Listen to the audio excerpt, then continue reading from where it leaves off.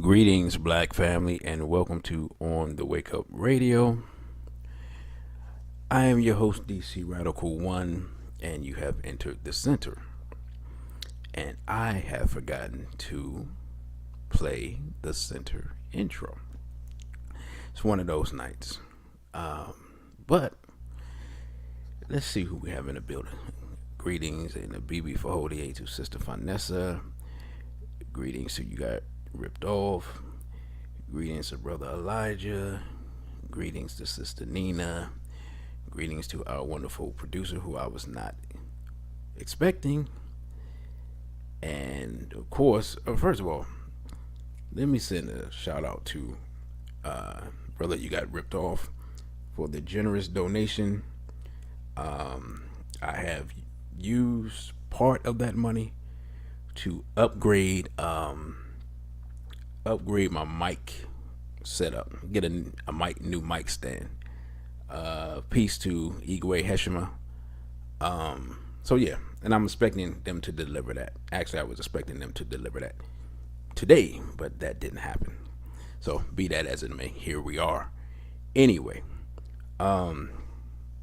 this show is a show that multiple brothers have asked me to do for at least, a year. Like before the whole pandemic and the stopping, before the world stopped for 6 months in essence. Okay, Sister Vanessa, can you hear me? Can y'all hear me? And so I've been kind of holding off on the show. Really,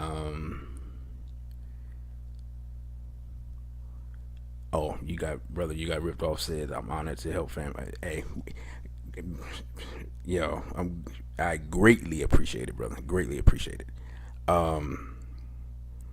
This was a show I said, I want to hold off. I want to talk to some more brothers, and different types of men to see if what I was hearing on the internet and hearing amongst a couple of brothers around me was just, I didn't want to limit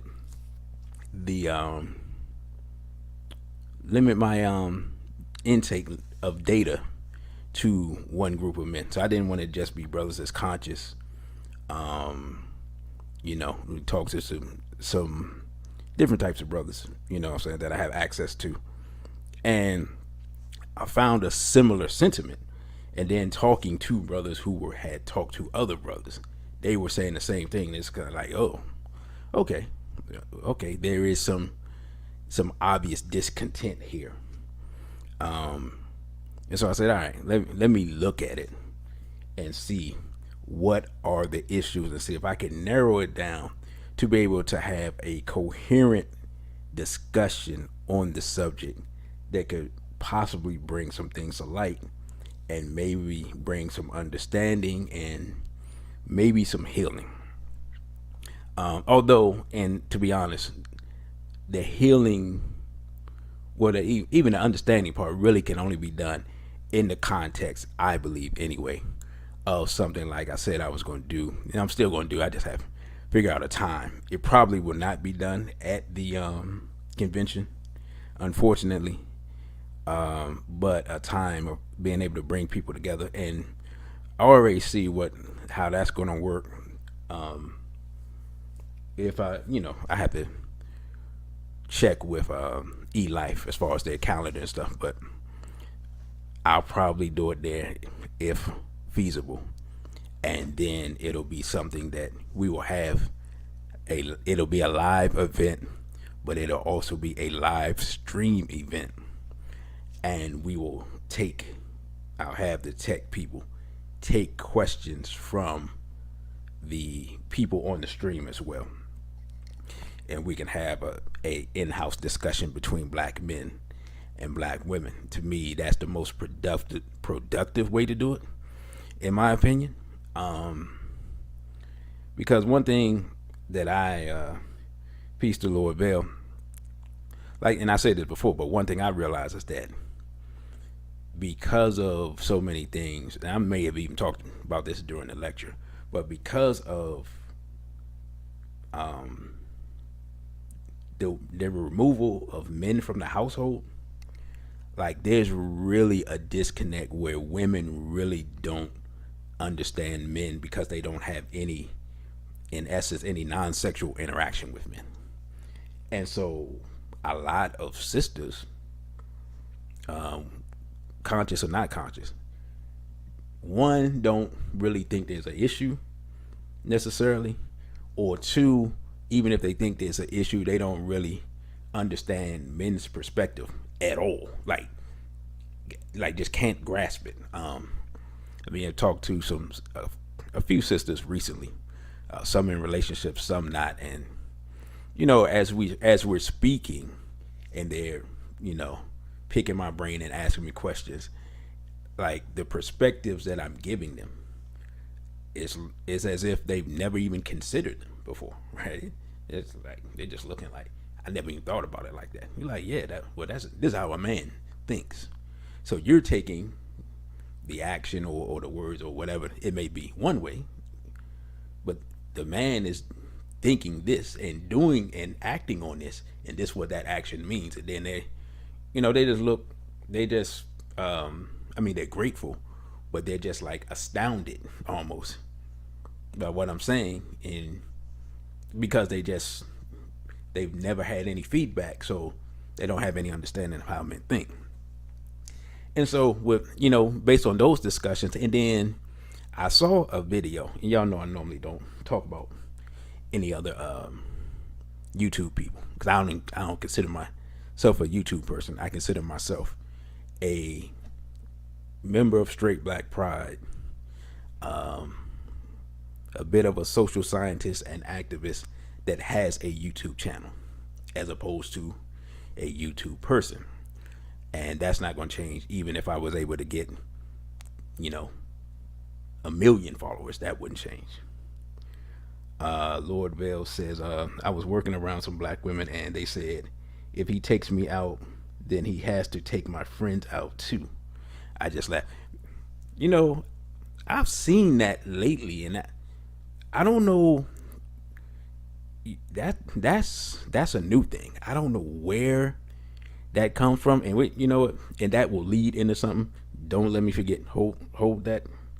That'll lead me into something later on. But yeah, sisters really don't understand as a collective black men, and I'm not sure if it's a don't understand or don't because lack of interaction. I know that's part of it, or is it don't understand and don't care to understand? Which, if that is the case, then this show serves no purpose whatsoever. So I'm not sure which it is, right? But there's a lot of things that brothers and it's weird, like some of the things, because you talk to different types of men, it's things that you don't expect for them to have in common, right? One of the most, and this doesn't really affect sisters that listen to my show for the most part, but one of the things that surprised me is the number and type of men who just absolutely hate weave. Is one thing, and you deal mostly conscious brothers, of course, but I had no idea that like just regular dudes on the block, working brothers, you name it, it's like a universal thing. It's just like, man, why won't sisters wear their natural hair? And it is, if you as a brother, if you deal with a sister and or if you meet a sister and she has weave, I'm gonna be completely honest. It's gonna be a monumental task to get her to wear her natural hair. Even if a sister, like, and you don't see that many sisters doing this anymore, but even if it's a sister that like perms her hair or something, which I rarely see anymore, right? If a sister does with any type of hair enhancement, I'll say, getting her to stop that is is a Mortal Kombat level of difficult. I'm talking about, like, for those who know Mortal Kombat, you versus Shang Tsung type of fight on your hands. I remember years ago, it was a sister I was dealing with, and dark skinned sister, beautiful dark skin, and I just made the suggestion that, hey, and she wasn't wearing weave, but she was perming her hair, and sisters that perm their hair, especially dark skinned sisters, a lot of times the hair breaks off, and they want their hair longer, it doesn't get long, all that type of stuff. So I made the suggestion. I was like, hey, why don't you wear your hair natural? Now this was deep. This was one of the most cooperative, kind, sweet, like go out of her way type of women, right? Like, just will do for you, one of those type of women. Man, she got the biggest attitude, and I remember her words. She was like, I ain't that black. Like, right? Like, when, and I just looked at her. And I was like, really?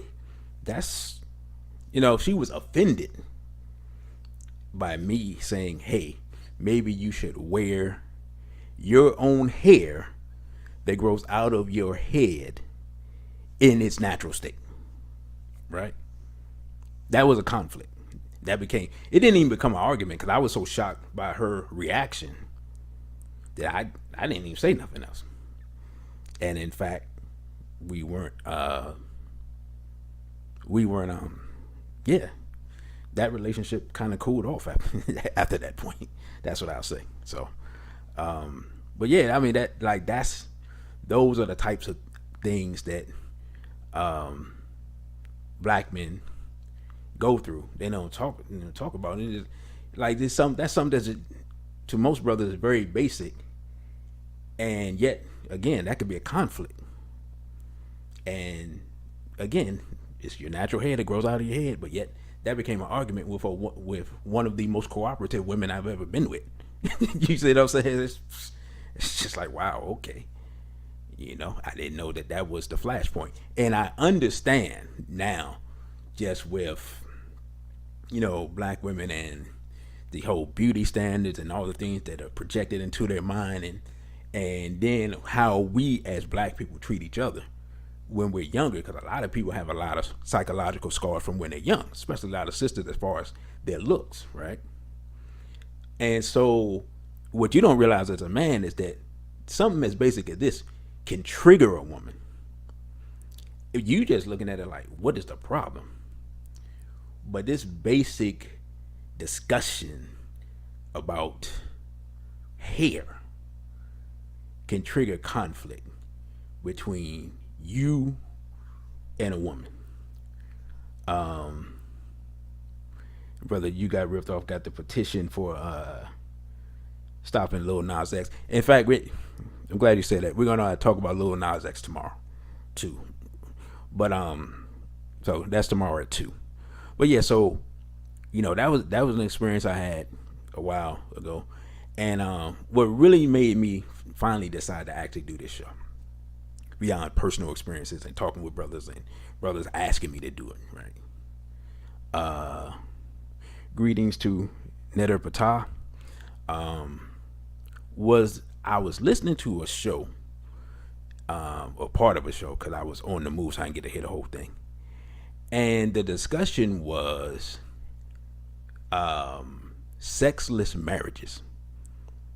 And this is like the second or third time I've seen somebody talk about this, but this was the first time that I actually saw a discussion amongst brothers.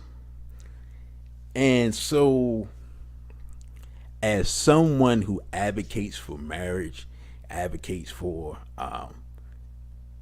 traditional black family, things like that, the concept, even though it's something that exists, but you don't, a lot of times I think of stuff as that's happening over there with white folks, or the percentages of this thing are small, so it's not an issue of things like that. But what happens with this type of thing is that as an advocate for black family, you realize that just because people get married, the work isn't done. And you could be, in a way, like almost setting people up for failure by not addressing the things that happen in the marriage. Like, so it's one thing to say, hey brothers, we gotta do better, we gotta get married, gotta treat these sisters right, blah blah blah blah blah. And you tell brothers that, right? And you respect the sisters and so forth, so on. And then, but at the same time, if no one, and I'm not saying no one is, I don't know, because I don't, like sisters make content and stuff like that, but if the message isn't coming from two women at the same time, that BB4 to BB4 man, if the message isn't coming to women at the same time, that hey, when you get into this marriage, these are the things that you need to make the marriage work. Because one thing and I've said this for years, and it's so funny, of all the people in the world that will open my eyes to something, it was Oprah Winfrey, of all people. She had a show, right? And it was a show. There was a bunch of men on it, and it was dealing with the men. I can't remember the name of the show. I don't remember what year it is. It was years ago because I was young. And on this show, she was the first one that made me see that women want the wedding, but do not necessarily want the marriage. Now, this probably been a good 20 years ago, if anything.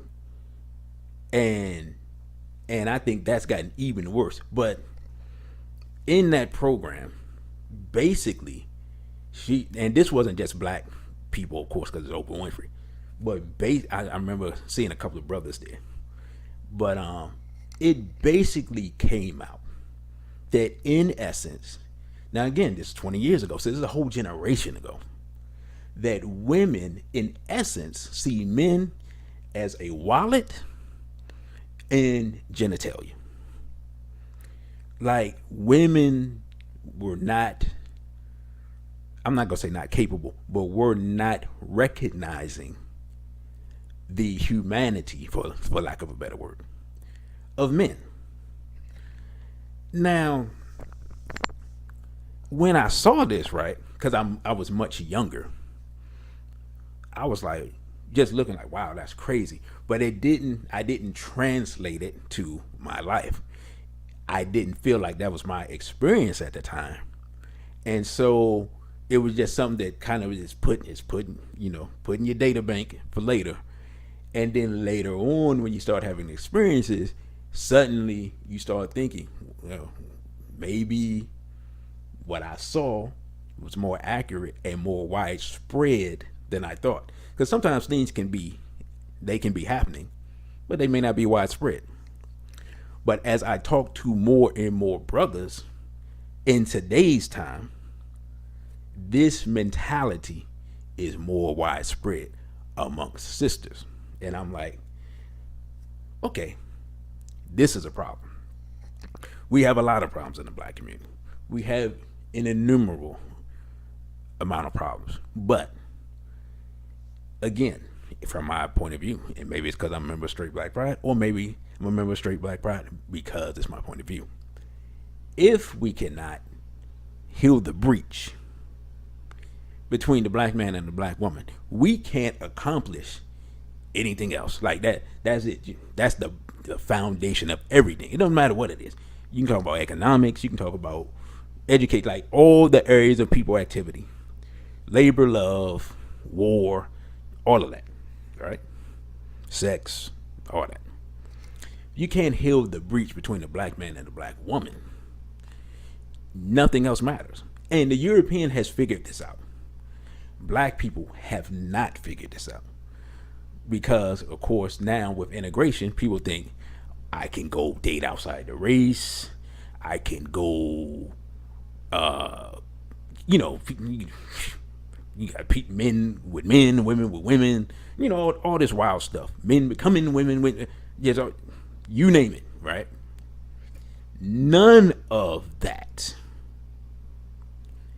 will negate what I call the natural order. What is the natural order? When black people came into existence, by whatever method they came into existence, and there was black man and black woman, and they came together and made the first black child, right? That was the process for black people to begin to exist. And that process has continued for millions of years until this day. And the only way for black people to continue for millions of years beyond this day is for that process to continue, right? This is just biological fact. We can try to dance around it all we want to. We can try to, whatever we're talking about, short of, even though this was something the European wants to do, short of growing people like in the Matrix, or like at the beginning of what's the movie? What's the Superman movie? Man of Steel, right? And I don't know, for people that saw that movie at the beginning, Superman's people, before they sent him off, were growing people, right? So this is a concept that you see in Hollywood. You're starting to see it over and over and over again. I've seen some other science fiction movies where they're talking about growing people, right? Short of that, and even if you do that, you're not gonna. I don't think that's gonna work for black people. Lord Bell says younger black people don't value black love. Yeah. I see that so much. And this is what's weird to me. I don't understand it, so I don't have I guess I would have to talk to young people, but it's hard for me to talk to young people who date cave girls. But I see more and more black boys, really like teenagers, college age, dating outside of their race, who grew up only with their mother. Like, to me, that's like the weirdest thing. But then again, I don't know how their mother treated them. I don't know what their situation is. But it's weird to me because a generation before, because again, we had another generation that grew up with their mother, had a different viewpoint on black women. But it could just be purely that interracial dating wasn't as available. Like that, maybe the previous generation would have opted out if they could have opted out. I have no idea. But a lot of the previous generation did, because hey, if you look at the NBA, there's all types of mixed people in there. You know what I'm saying? There's all types of hybrid dudes in the NBA. So some opting out was taking place, especially on the West Coast. I don't know what was going on the West Coast. But yeah, now that people have quote unquote options, that's what people are doing. They're opting out. And Igwe Heshima says, unfortunately, a lot of these single mothers, drive their sons away from black women due to the trauma of being raised by a single black woman. And hey, that may be it. I can't argue with it. I have to take your word for it. I guess everyone's experience is different. The one thing I think, and I'm like, from what I've seen, right, even within my own family, as the family structure breaks down, and I've seen it like break down in my own family, where my grandmother and grandfather were married until in fact, both of my grandparents were married until both of my grandfathers passed away, right? You get to the next generation, almost everybody in the next generation, like my mother and father's generation, their brothers and sisters and all that, cousins, everybody got married. But probably 60% of them got divorced. Maybe two out of three. So, but everyone got married, right? Everyone got married and stayed married, at least I would say on average 10 years. But yet, everyone got divorced. You get to the next generation, almost no one got married.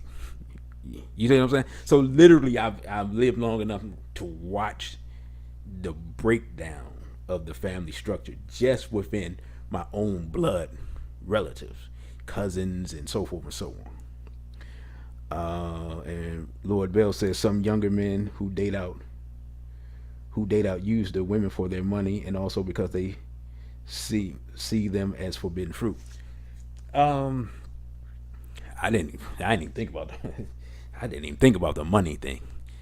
Yeah, I can see that because brothers have been using black women for money, and that led me to something else. That is something that is before they straight black pride, brother Desaline.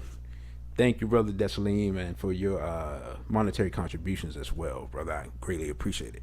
Um, but that's a the forbidden fruit thing, man, is wild because that's been a thing that's going on for years, and the difference that from when I was young, right, which was a long time ago, is that even when dudes dealt with one, because even in the hood, it's a weird thing, at least here in DC, where like if a dude laid up with Urugu, you kind of just let it slide, or you're like, oh, okay, you bag one of them. But if a dude was in a relationship with Urugu or any non-black woman, you kind of side-eye them, and you ain't really, they ain't really hang around like that, and eventually they just move. But now, like, that's the thing. It seems like, I mean, it almost seemed like that brothers that want to be with black women is looked at is the ones getting the side eye or whatever. Just from what I'm seeing. But to get back on track with the subject matter at hand, it's frustration and disappointment, and it's disappointment because most black men, even black men that talk bad about black women, if you can get them alone, the disappointment is that they know in their hearts that black women are better than what they're showing. And it's not to say that there are no good black women. It's that they're disappointed in that it seems to be what black men would consider black women seem to be a dying breed, and it's more difficult to find those women, to even interact with them on a friendship level, right? And the other disappointment, or one of the other disappointments that I've heard brothers say, is that and these two things are related. One, women seeming to pick, and I've heard this complaint for a while now, seeming to pick the worst man they can find to mate with, and then wanting the best man they can find to come and clean up the mess of the first man. Greetings to Unique One Express. I hear this complaint all the time, and I've seen it, I've experienced it. This one is just actual fact. BB4 and straight black pride to brother Kevin. This is what happens. And was another frustrating part for men is that when you ask women who have children, right? Okay, what happened with the baby's father, right? You get a myriad of nebulous answers that don't add up, right? And then you ask, well, why? Okay, why are y'all not together? Or how did you even end up having a child by this person? If they are, all the negative things that you say. And there's almost it's almost impossible to get a woman to give a straight and coherent answer to this question. Like, you have to be basically a trained attorney to get to the root of what happened with that relationship. You get all types of nebulous answers. One of the best answers, or the ones you hear most frequently, is I was young. We've all been young, but the percentage of women that have children is higher than the percentage of men. So being young, and everybody has a period when they're young, everybody ages the same way, is just, to a man, it's not a satisfactory answer. And then the whole, and this is, to me, this is the thing that just, to me, really is mind blowing when I think about it. And sisters who have children have a much higher standard from what I see and talking to them. Oftentimes, a much higher standard for dating, not, how can I put it? For the man they want to date after they have a child than the man that they had the child with. Brother BB Fahode, man, said that is a staple of Kevin Satin. Just questions, simple questions, amorphous, rambling answers that don't even begin to answer the question. Hey, I've experienced that, with sisters in person.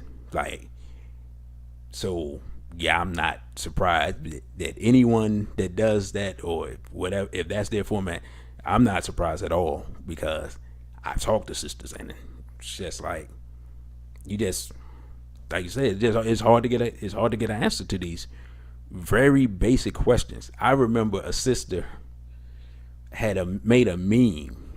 I just found it so funny, but I found it profound at the same time, because I was like, yeah, I never looked at it that way. And it said, it's something to the effect of, what if your baby daddy's not nothing, right? What qualified him to have sex with you in the first place? Now I'm paraphrasing, because I can't remember the exact wording, but it was a little more straightforward than that. I'm trying not to be vulgar. And when I saw the meme, I just kind of laughed and thought about it. I was like, that's an excellent question. And the sister made the meme. I was like, that's actually an excellent question. And when you ask sisters that, they look at you like literally, like, what do you mean? Like they can't comprehend the concept. And it's so deep, because I remember one time, some younger sister on Twitter had tweeted that, I wish we could pick our baby's daddies, or something to that effect. And somebody reposted it on Instagram, and I looked at it, and I had posted on my stories or whatever. But I thought about it, and I'm thinking to myself, are we to the point where women don't understand how this sex thing works? Or was she joking? Like, what is happening here? Like, okay, here's the deal. And again, I said I'll debate this with anyone on earth, no matter how scholarly, how many degrees, whatever the case may be. The simple fact of the matter is, women choose the men, and women control who reproduces. Now, men choose the marriage and the relationships. And men don't say this publicly, but I said this in the lecture. The women that men have sex with, the women that men make girlfriends, and the women that men marry often don't have very much in common other than them being women. Now, that's a concept that I realized that women don't understand. And almost all women, in fact, I say probably all women, think that they are marriage material, right? Oh, this women across the board. This not even limited to black women, but yet the marriage statistics and discussions with the brothers say that they disagree, right? Because if only 26% of women are married, or 25% of black women are married, but 51% of black men are single, then obviously the men don't feel like they're finding marriage worthy women for whatever reason. And Sister Nina said, when these frustrated black men decide to step to these women, what are they thinking when they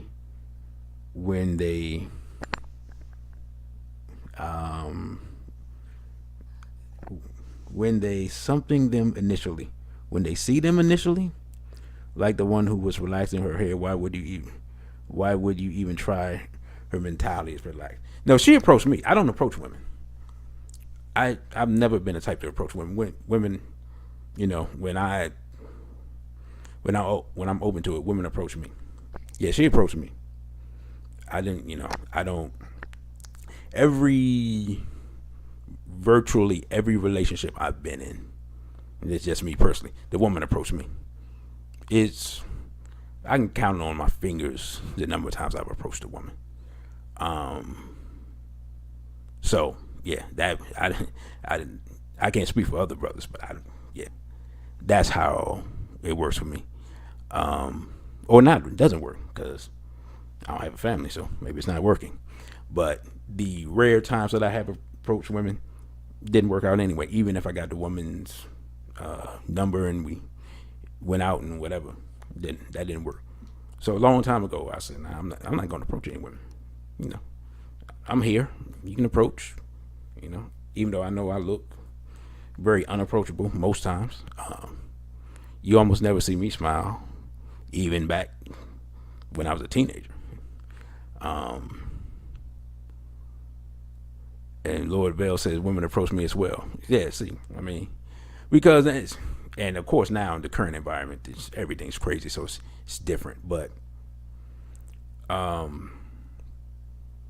when even if, how can I put it?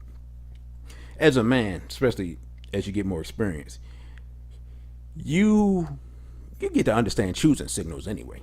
So even if you choose to approach a woman, she's made herself approachable, right? You know, I mean, there's a whole science to that, but it's very basic. But a lot of brothers now, a lot of younger brothers, especially nowadays, don't understand it, because I was taught a long time ago that women always see you before you see them, and women put you in one of three categories instantaneously, right?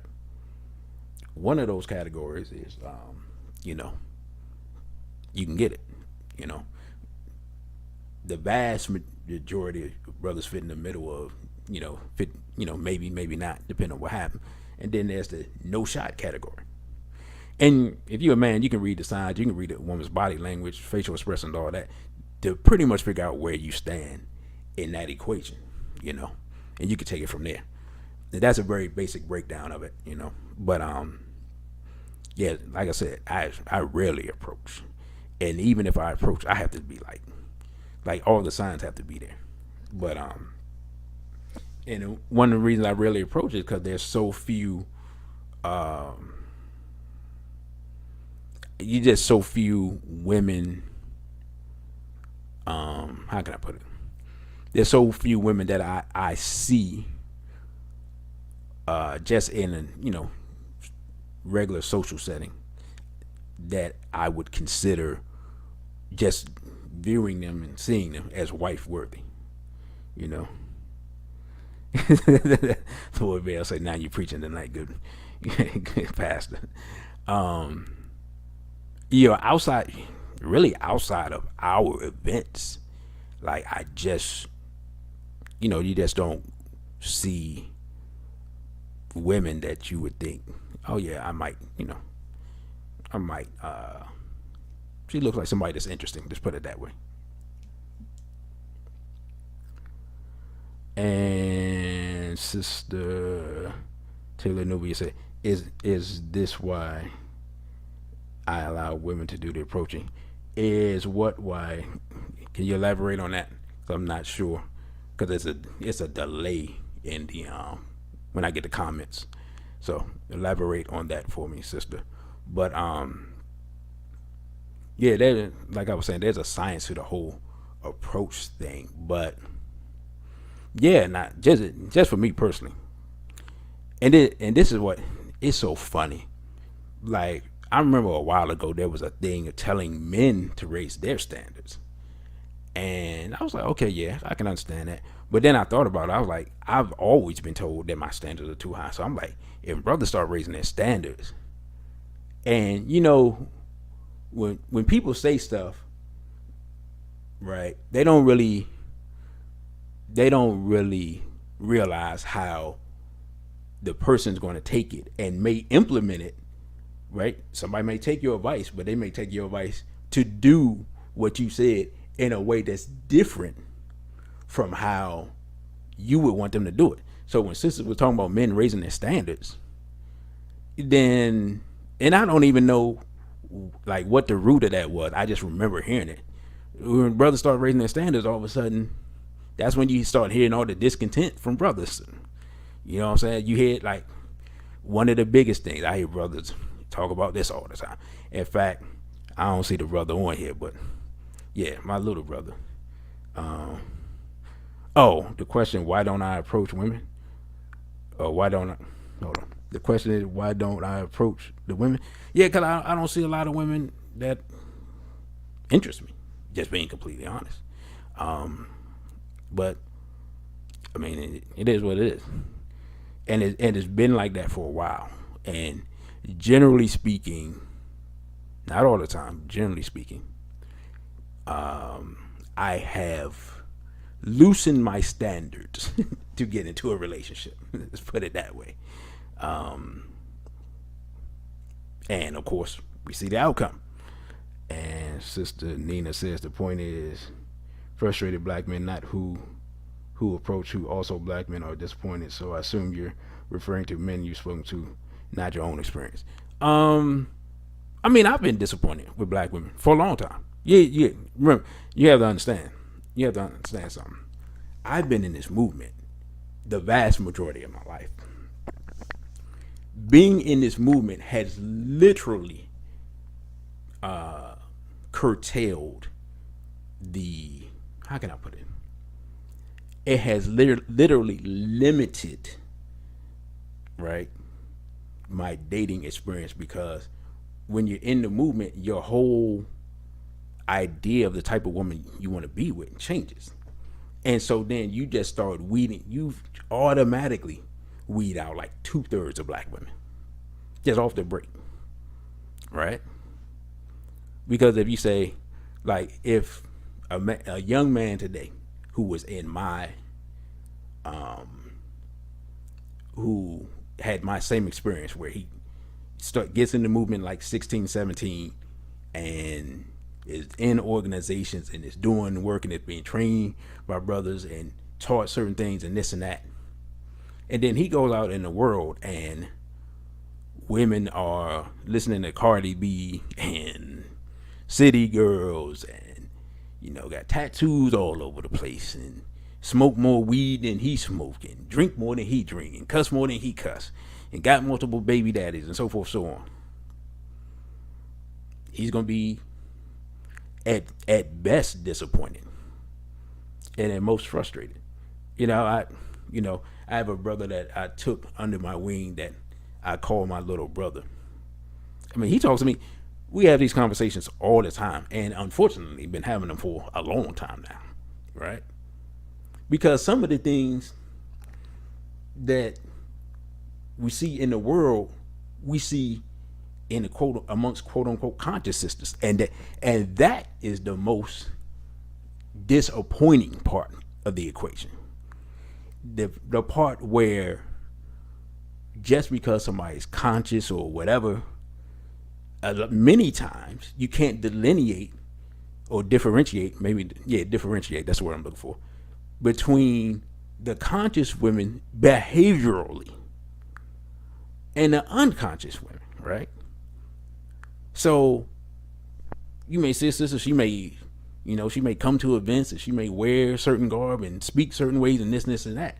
But then when you get below the surface behaviorally, there's no difference between her and the woman on the block. And you're like, what's the difference other than you wear your hair natural, or you might wear a head wrap or ankhs and so forth, so on, right? Speaking of the hair natural thing, this literally happened to me today, and I was like, oh, let me go ahead and do the show.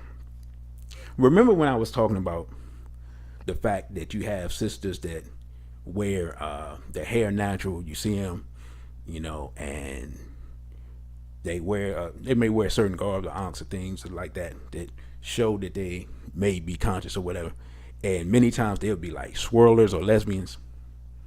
That happened today. I was in the store today, right? Went to the store.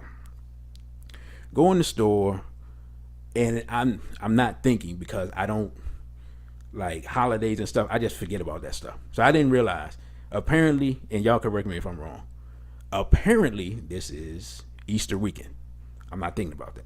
So, and it's Saturday. So the store is packed, and I need like 4 or 5 things so I can cook. Right? So I'm in the store, I'm getting the stuff. I turn the corner, I look, the line is like back towards the middle of the aisle, and I'm like, I need 4 things. Do I want to do this? And so I turn around and I see a sister, and brown skin sister, natural hair, nice looking sister. So I'm just looking at her. I was like, oh, okay, yeah, she's nice looking. So I go back to trying to make the decision on what I'm gonna do. So I go check the other aisles.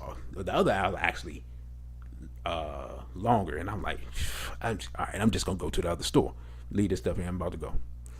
As I'm about to leave the store, I see the same sister, and she's with Urugu, right? Now, it's not even that I wanted to holler at her, nothing like that. It's just the fact that literally there was something I had been talking about, and literally that thing played out right in front of my eyes. That, see, here you go. This is what I was talking about. Sister look natural, you know what I'm saying? Nice sister that brothers who have some knowledge would at least grab their attention. And she in there with a whole cracker. Right? I mean, it's literally, I know I've talked about that at least 2 or 3 times. And this person was the living example of what I'm talking about. And it's just, again, of course, now me, because I talk about it and I'm aware, it's like, whatever. But for brothers who, a brother who really not aware of this stuff, they would just see it and just be, you're more frustrated that a natural woman is with Urugu than just regular Weeba Diva or whatever, right? Let's see. Okay, nah, that conversation, I don't think I'm included in that conversation. Conscious women are either into bisexuality, swirlers, or just feminists. Hey, Lordville.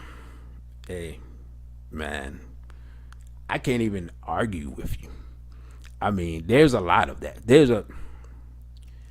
That's why and one day I'm gonna do a show about polygamy. I'm just one day just do a show about polygamy, because I see a lot of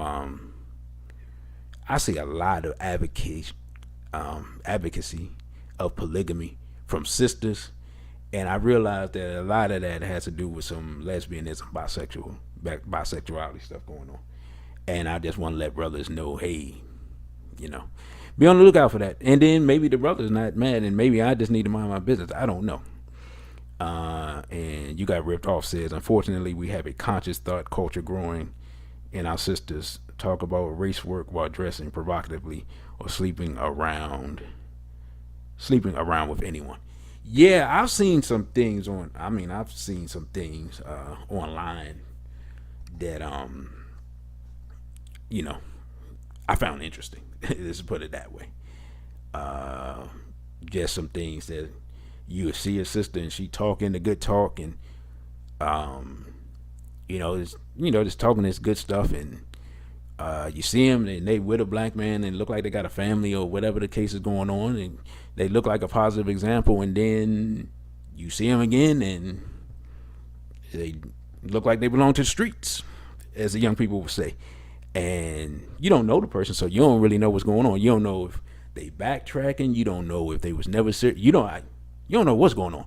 But it doesn't it's disappointing to the men, because it makes you feel like, okay, then how many other sisters are in this thing for the wrong reason, or not serious, or whatever the case may be. And sister says, it seems many men of today don't do the approaching. I grew up when men always approach women. The environment has changed. The environment has, because you got to think about it, right? You have the Me Too thing. Then you had the sisters talking about, remember they were talking about street harassment a few years ago. And now I've seen street harassment. That it's a real thing. I'm not debating that. But as these things build up and you hear so much talk, and basically from men's perspective, it just sounds like, when you hear this same talk over and over and over, it sounds like women don't want to be bothered. And eventually, and this is what's great, and this is how it works, the men who respect women are going to be the men who just going to be like, all right, I don't even want to even be bothered with that whole thing. And so the men who approach women are going to be the men who oftentimes are the very men that women probably shouldn't be dealing with if they want something long term and satisfactory. Let's see. Sister says she prides herself on never getting drunk or high, nor display degenerate behavior. I don't get positive, moralistic brothers approaching me ever. So these frustrated black men don't want a sister like myself. Well, again, one of the things I tell people, a lot of times it depends on where you are, and then it also depends on age demographic. Because if a man, especially if a man doesn't have children, he's looking to have children. That's just what it is. If he's looking for a long-term relationship, part of that long-term relationship is continuing his legacy. And if a man thinks that a woman is past that point, he's going to look at other women. That's just reality, what it is. Brother Igwe says, it's all smoke and mirrors. Time always shows the truth. Oh yeah, no question. And that goes for men too, because there's plenty of brothers that, quote unquote, conscious brothers that's doing whatever. Time reveals the truth on that too. And Lord Vale says, not in the Me Too era. What do you mean, Lord Vale? As far as what, approaching sisters in the Me Too era? I mean, like I said, it's, you have to read the signs. But yeah, I mean, it's just, it's so crazy. Like, one of the dangers, and I'm just veering off the path for a minute, but just with that approach thing, like in a work environment, for example, right? Not approaching a woman can be detrimental to your work situation, right? Or at least not giving her attention. That's how crazy this whole Me Too thing is, that it just sets up an environment for there to be discontent and discord amongst men and women. So it's a minefield that a lot of men don't feel like they want to navigate, whether it's on the street with the whole street harassment thing, or at your job, or you know people don't, the club thing is pretty much dead, but it's just, and then so now people are doing the whole hook up online thing, and then that's something that from what I hear, because I don't that's not my thing. It's pretty much just know that very few relationships are being built out of that. Sister Nina says brothers need to look beyond what a sister look like. Don't get me wrong, looks are important initially, but what's after that? What comes next? Brothers be more in tune with intuition. Well, I mean, I understand what you're saying, but initially, and what I was saying is not just looks, but just the reality that, like I said, if a man, regardless of his age, a man that, well, let me just put it like this: the men, and I'm just dealing with the men who don't have children for right now, because men that have children, that's a different thing. I don't have children. I can't speak for them. Don't try to. The men who don't have children are going to look for women who, one, don't have children, two, want to have children, three, look like they can produce healthy children. That's just what it is. And Lord Bell says booty calls are the only thing happening online. Yeah, that's what I heard. And that, I'm just not, that's not surprising. Because you hear women talking about what they're doing and so forth, so on. Which is another thing that makes men frustrated. Because, at least in my time, it's a different time now. In my time, there would, and this is the part of the frustration. There was a clear delineation between, how can I put this delicately? Women who were good for entertainment, right? And women who were long-term compatible. There was a clear delineation, right? And you could just tell by the way they look, the way they act, all that stuff. Now the lines are blurred because so many women want to be for entertainment until they reach a certain age, and then they want to go find a good man. But they haven't been good women, right? But then they want to find a good man after the fact. And this is something I've been hearing brothers talk about, but again, you have to like interact and talk with women to see if this is true. Because for me, I just felt like at one time I felt like this was brothers' perception, and just maybe it was those individual brothers. I'm like, maybe it's you. No, not now. In this day and time, this is literally standard operating procedure for women. So women want to go out, have fun, and the have fun phase that probably in my time was like college is now like from 15 to 30 plus, right? And then you want to look for a good man when you're 35, 36, 37. Okay. From the man's perspective, if you've been dealing with men for 20 years when you're 34 or 35, and we see this stuff because one of the things we see, and this leads to a whole different discussion, but I'm not going there for this. I can't tell you how many times I've seen a sister who is like in their early 30s, like 31, 32, 33. And they have like a 15-year-old. as a man, it's like, how do you have a teenager? Because, of course, sisters often look younger, so it really is brain boggling. And sometimes there's a different reason for that, which is a different discussion, which I'm not going to go into today because I talk about it all the time.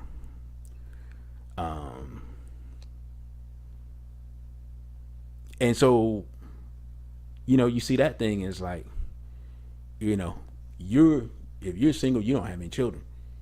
The woman brings a whole teenager into the equation. It's not appealing to the men. There, I can't even tell you how many very physically attractive women that I see, and that's the situation. And other brothers, they talk about it all the time, And like I said before, at least I think I said it before, the standards of women after they have children are so much higher than for the men they had children by. I just don't understand it. What young people say, keep that same energy. Let's see. Sister Nina says, so women who are divorced, raise children, or at a certain age over 40 aren't desirable. For men, are you saying, you're asking me, for a man, I'll just answer as a man because I can't answer for women. For a man who doesn't have children, no. No. For a man that doesn't have children, no. One of the biggest complaints I hear from men is that they just don't want to raise somebody else's child. Like because most men have tried that, have dealt with women who had children, and that does not end well. I've done it. I've done it myself. I never do that again. Never. And in fact, not only would I not do it, I tell brothers, don't do it. Don't do it. You can set up a boys program, or you can do some other ways to do that. I would not. No, I would not do that. I would not do that. I would tell brothers not to do it. Don't do it. Just straight up. Just don't do it. Let's see. You got ripped off. Says, if you have no children, have to be honest. I hate hearing you're giving up. Africans never die until we don't procreate or procreate outside our race. It's our African duty to birth the ancestors. Oh, indeed. Yeah, it's definitely our duty to birth the ancestors. And sister says my birthing days are over, so does that mean I'm of no use? No one said that. But I'm just talking about the men who don't have children. There are men who have grown children who they don't.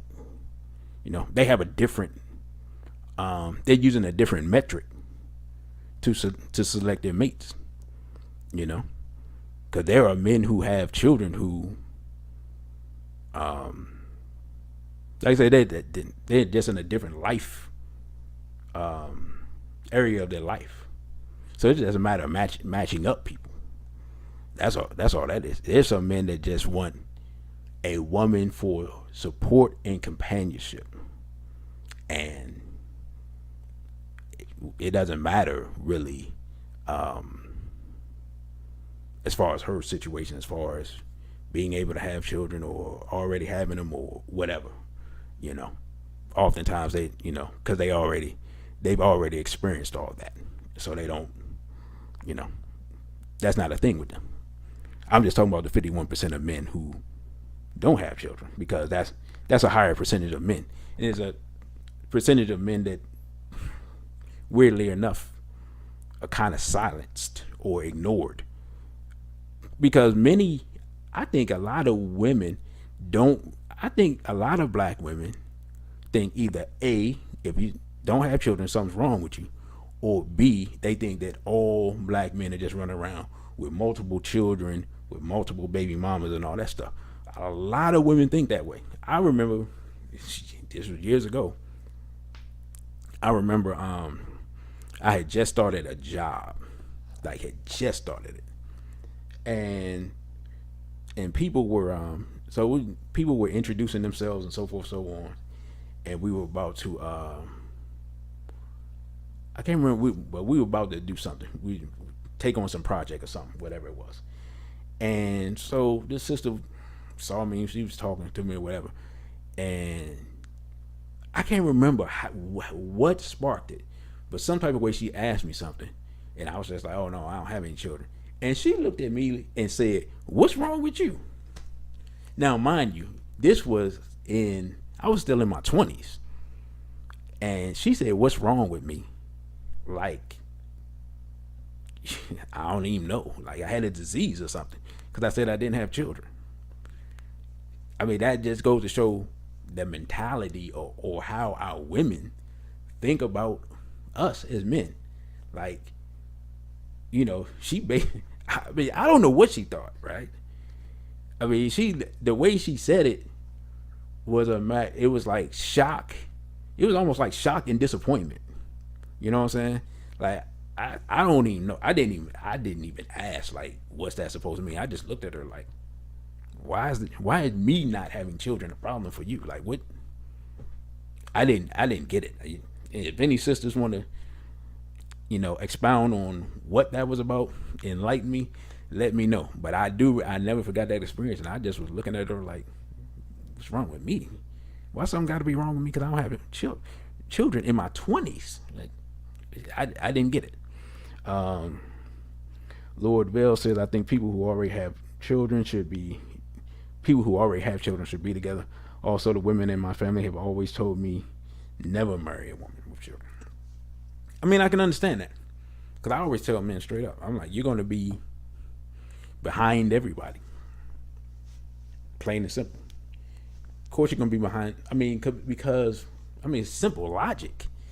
A woman's children should come before a man that she just meets. This ain't even up for debate or discussion.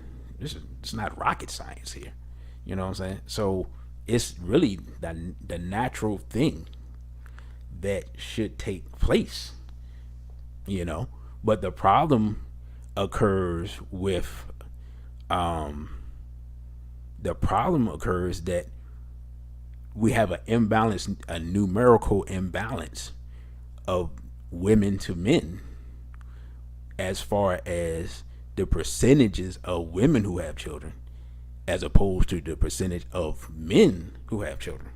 So literally, the women are all having children by the same men. It is what it is. Like, that's what the statistical, I can never say that word, data bears out once you look at it.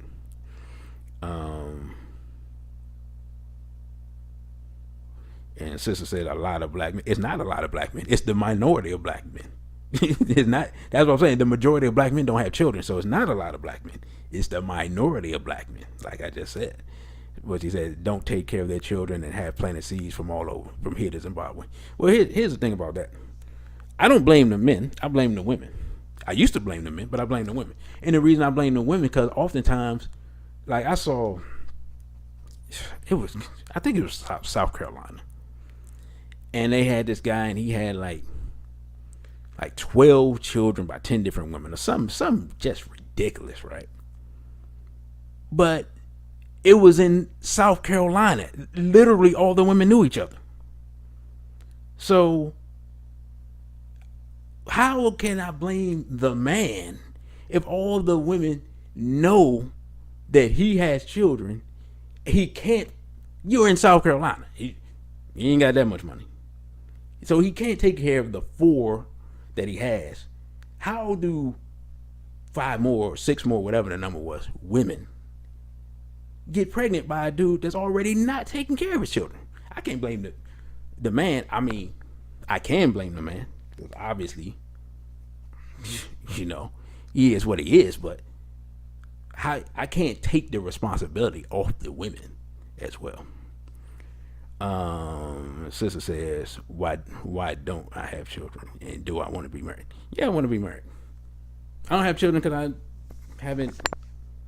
I don't have children because I've never been married, and I'm not married.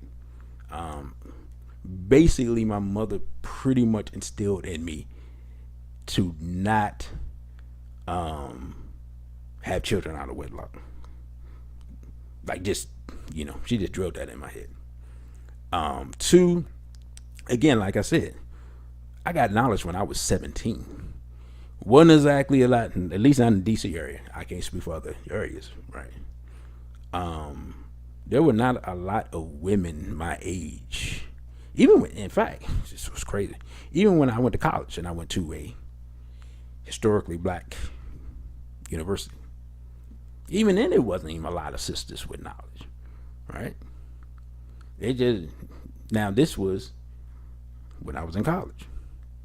So it wasn't just, because at first I was like, it was only when I was here, but now it wasn't only when I was here.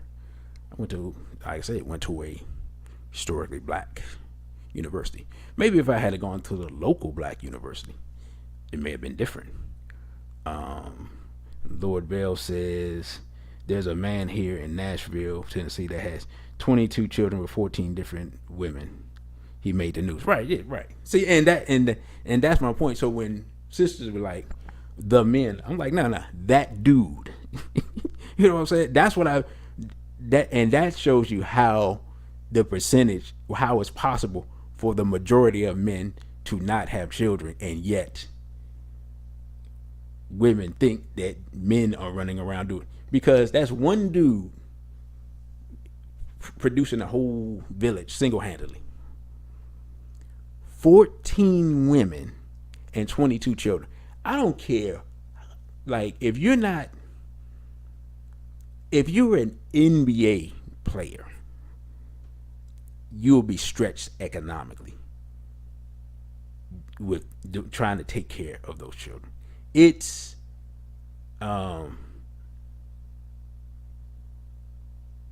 just, but sister, that's what I'm saying. 51% of men are single and childless, so it's not rare. Women just only, apparently, and I thought this was the biggest, most ridiculous lie in the world, but apparently it's true. Women apparently are all attracted to the same men. That's why the minority of men are producing the majority of children. Like, it just is what it is. I know half a dozen brothers right now who are single and don't have children from their 20s to their 40s. So it's really not rare. You know what I'm saying? Now you could say, well, men of a certain type gravitate towards each other, and that's possible. But it's not rare. It's just apparently these men are the invisible men. And the thing about it, this is what's so deep. If you look at the data and statistics, economically, financially, the men who don't have children are doing better financially than the men that have children. And that could be because the men that have children have multiple children, and therefore their resources are being dispersed more thinly, whatever the case may be. That is just an actual fact.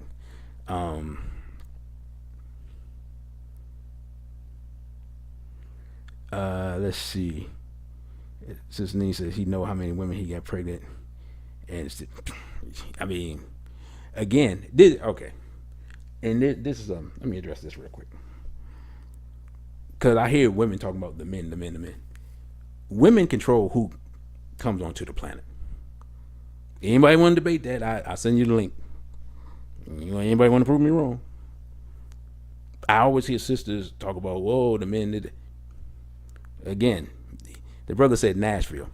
Nashville is not New York City, Los Angeles, or Tokyo as far as size and population.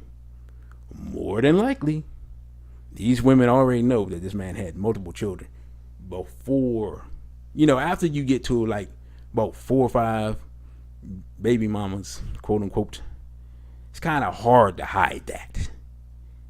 And yet, let's see, how many, he said he had 14, okay, so 9 more women after the initial, or 10 more women after the first 4 decided to have children with this guy. I mean, at what point do those 10 women bear some responsibility? I mean, I'm just saying. I say I will. This is a hill that I will die on. You know what I'm saying? Like, there are hills that I will die on.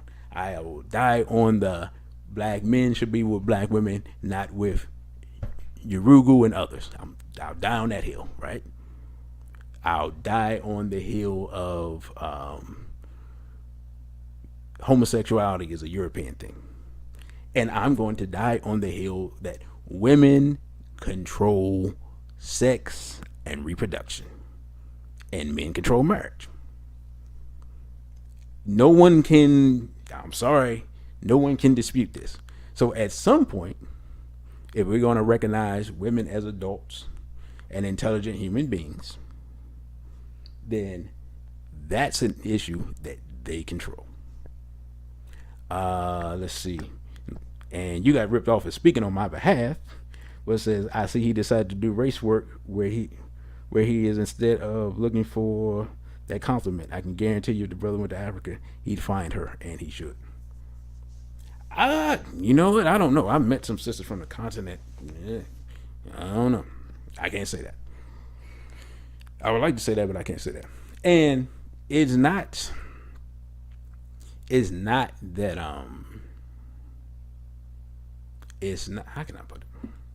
It's not that I wasn't open to finding a compliment. It's just like I said, when you decide to, and depending on your ideology, but like one of the things, at least when I was younger, you become quote unquote conscious, right? I don't even think that's the word we use. Back then we were talking about you gain knowledge. The first thing that you reject is Christianity. And at that time, by that, I mean, the vast majority of women were into Christianity. So you automatically eliminating 75% of women off the break.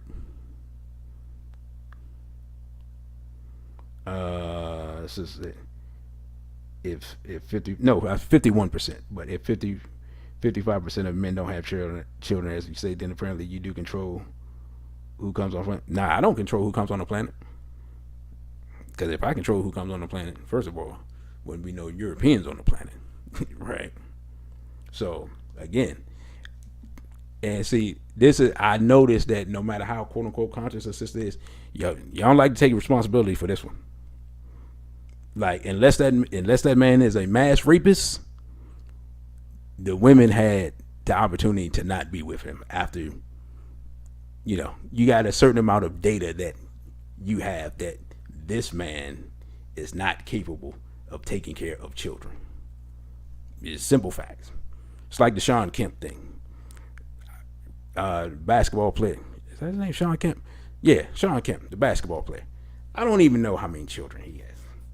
Now, at some point when he first started having children by different women, it's easy for me to think, oh, okay, yeah, they want to be with Sean Kemp, the NBA player, blah, blah, blah, blah, blah. But at some point, when you're like the fourth baby mama or whatever, it should occur to you, man, this dude ain't gonna do the right thing. He ain't done it before. It's just simple. I don't understand how this is controversial. I don't understand how this is debatable. Sister says, I'm so tired of people thinking African women are a better choice over black women in America. I mean, yeah, I don't know. I don't hear that a whole lot. I hear that because, first of all, so many black people are anti-African, so that's not something I hear a whole lot. I hear it a little more, but I'll be completely honest. There are plenty of weave wearing sisters from the continent and on the continent, and skin bleaching, all types of stuff going on. So, and there's some feminism growing on the continent. So, 6 on one hand, half dozen on the other. It's just, it is what it is. At that point, that's, a lot of times brothers are saying that because they're just looking for other options, just being completely honest.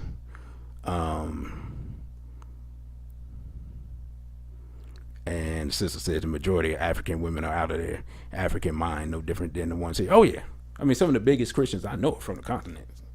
So that, and I'm talking about. I'm not talking about like, they don't have no. I haven't seen any Africans from the continent have black Jesus. Like they're walking around carrying big giant white Jesus statues. Like, yeah, some of the wild stuff they have going on in their churches.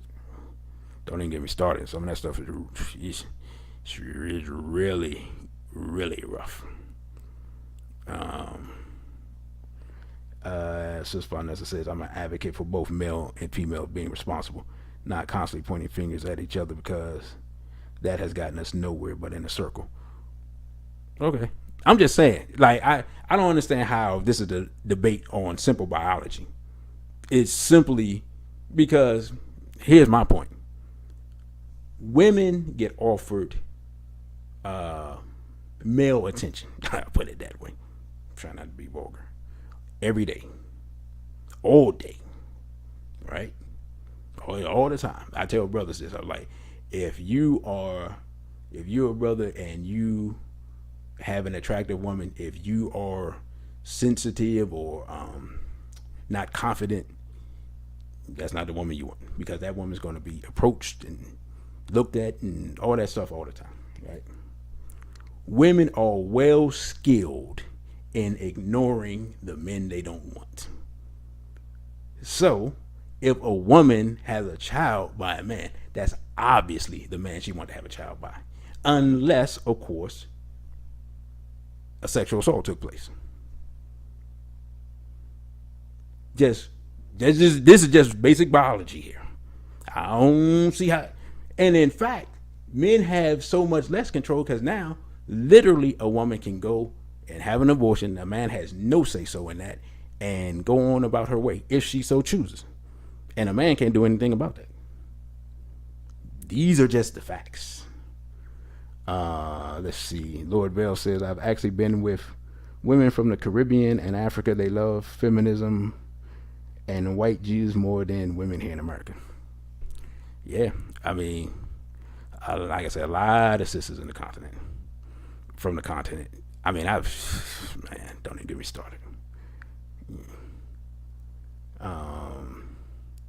Yeah.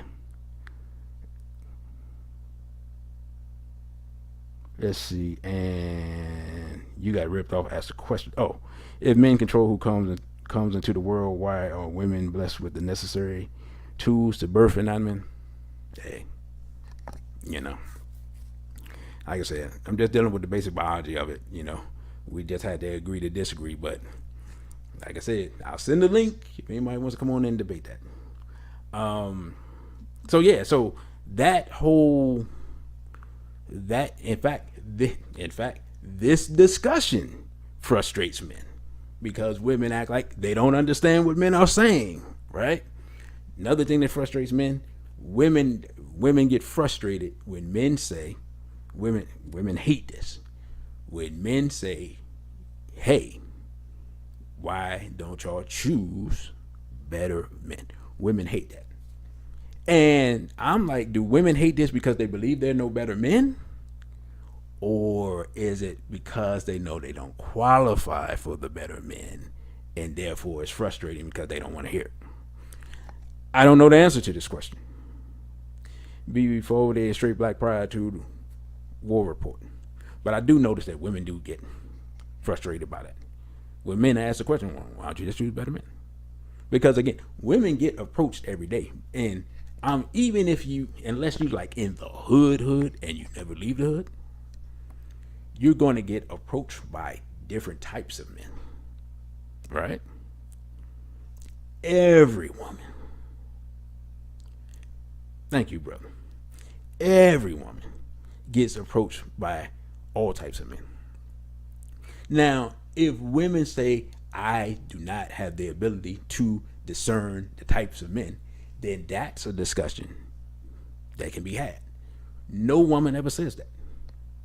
Ever. I've never heard a woman say that. I've never heard a woman say, until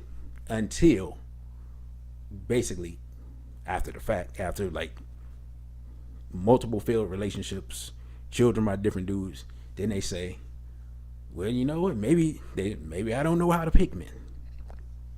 And again, as a man, my question becomes, because I don't know, because I'm not a woman, what is women's criteria for picking a man? I hear women give a list of attributes, right?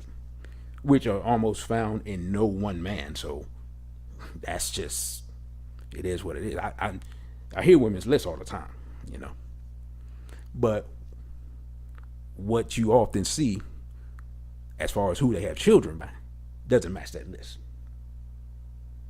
And even when some women, because not every, when some women get a man that meets a large point of that, large number of those criteria that they have, which are not actually a man, but a list of attributes, right? Almost like a list of superpowers for a superhero, you know, like yeah, that super speed, super hearing, super. That's almost like what many women's lists are.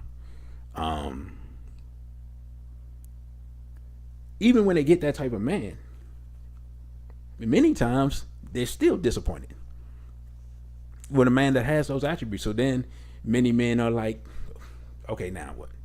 Because many times as a man, you'll look at another brother, right, who he may be more successful economically, or he may be in better shape, or he may have something you don't have, right?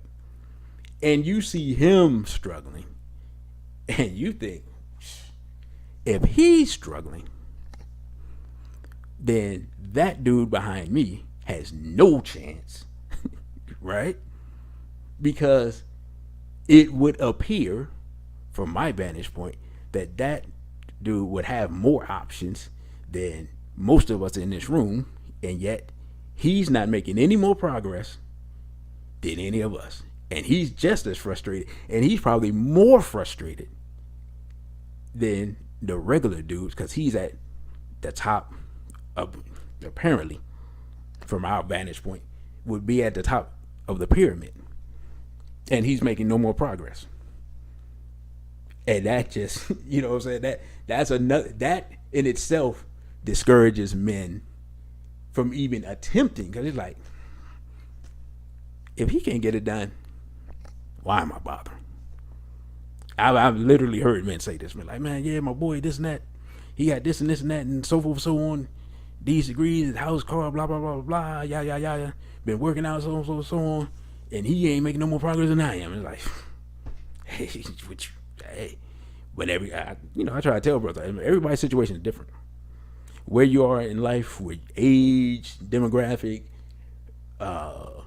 geographical location, like all those variables, you know,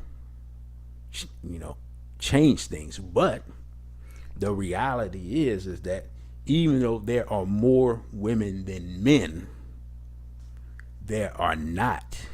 And this is the dichotomy.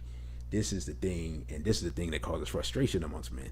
There are not apparently more of the type of women that men want than men.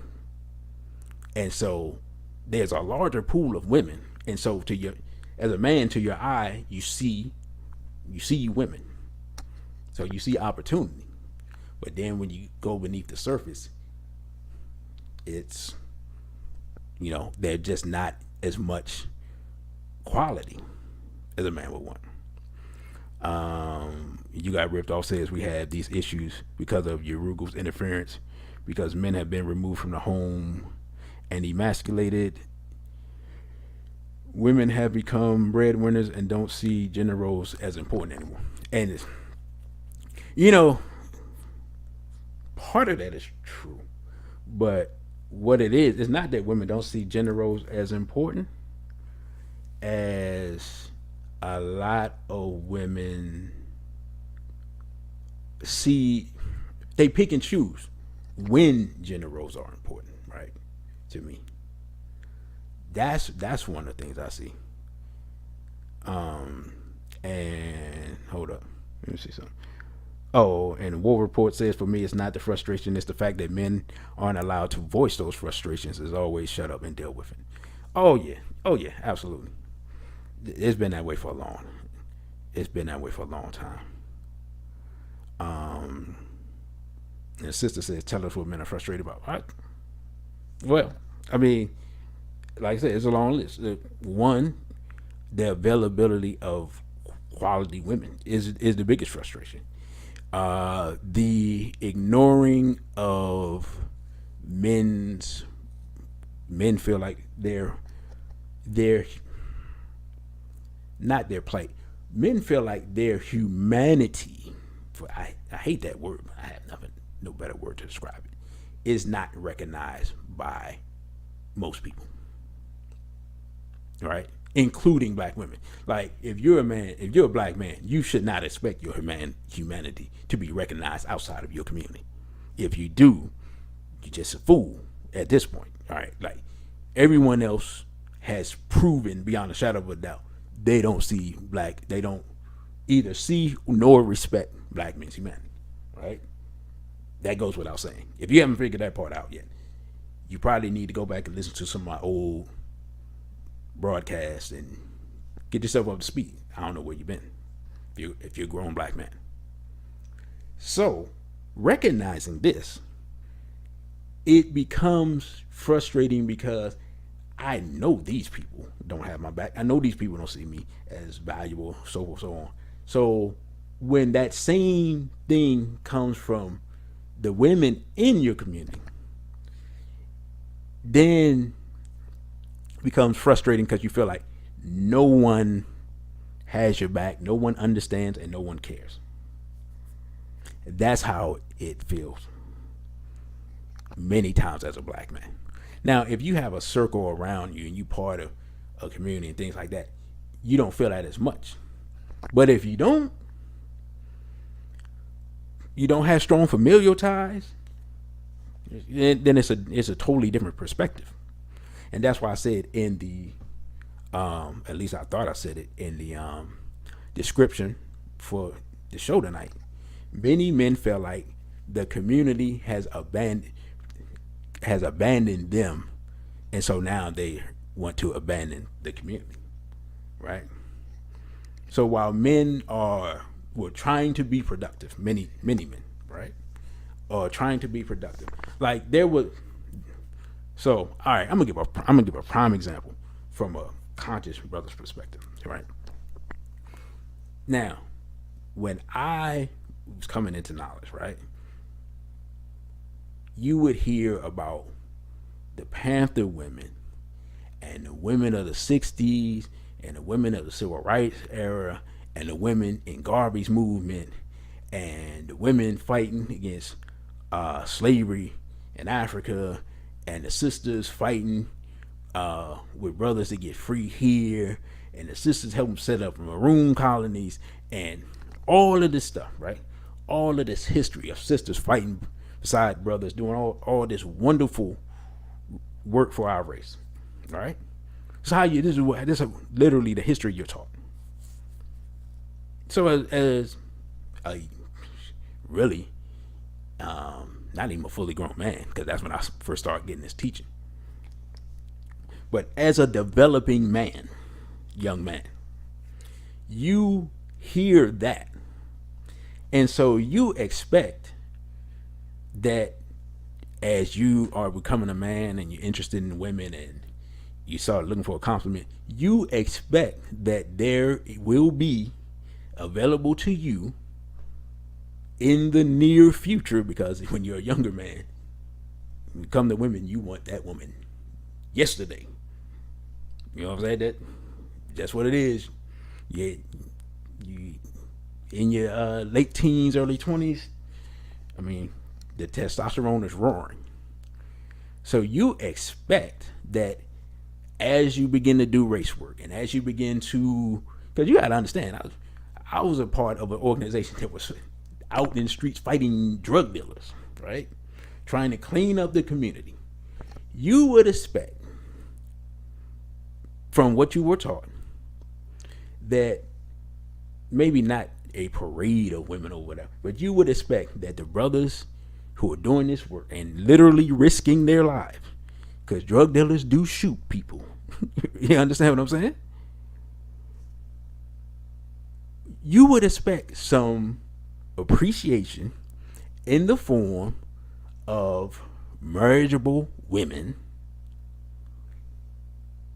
coming out to support and select those men who are obviously, from the men's perspective, the best men. Like, if you're risking your life to clean up the community, right? To the men, you would think, because women always say, hey, nobody's doing anything about this drugs, and nobody's doing anything about these gangs, and nobody's doing anything about this and this and this and that, and to protect the women and the children and blah blah blah blah yada yada. Okay, men are doing, young men are doing that, right? I've known people that's been jumped while we was doing that. People have been stabbed while we was doing that. People that's been shot at. You see what I'm saying? So you're literally risking your life. And yet, there are, or were, at that time, in that area, because I can't speak for it, what was going on in every city, very few women of that age demographic at that time who were willing to make the sacrifice to change the way they were living to qualify to be with those men.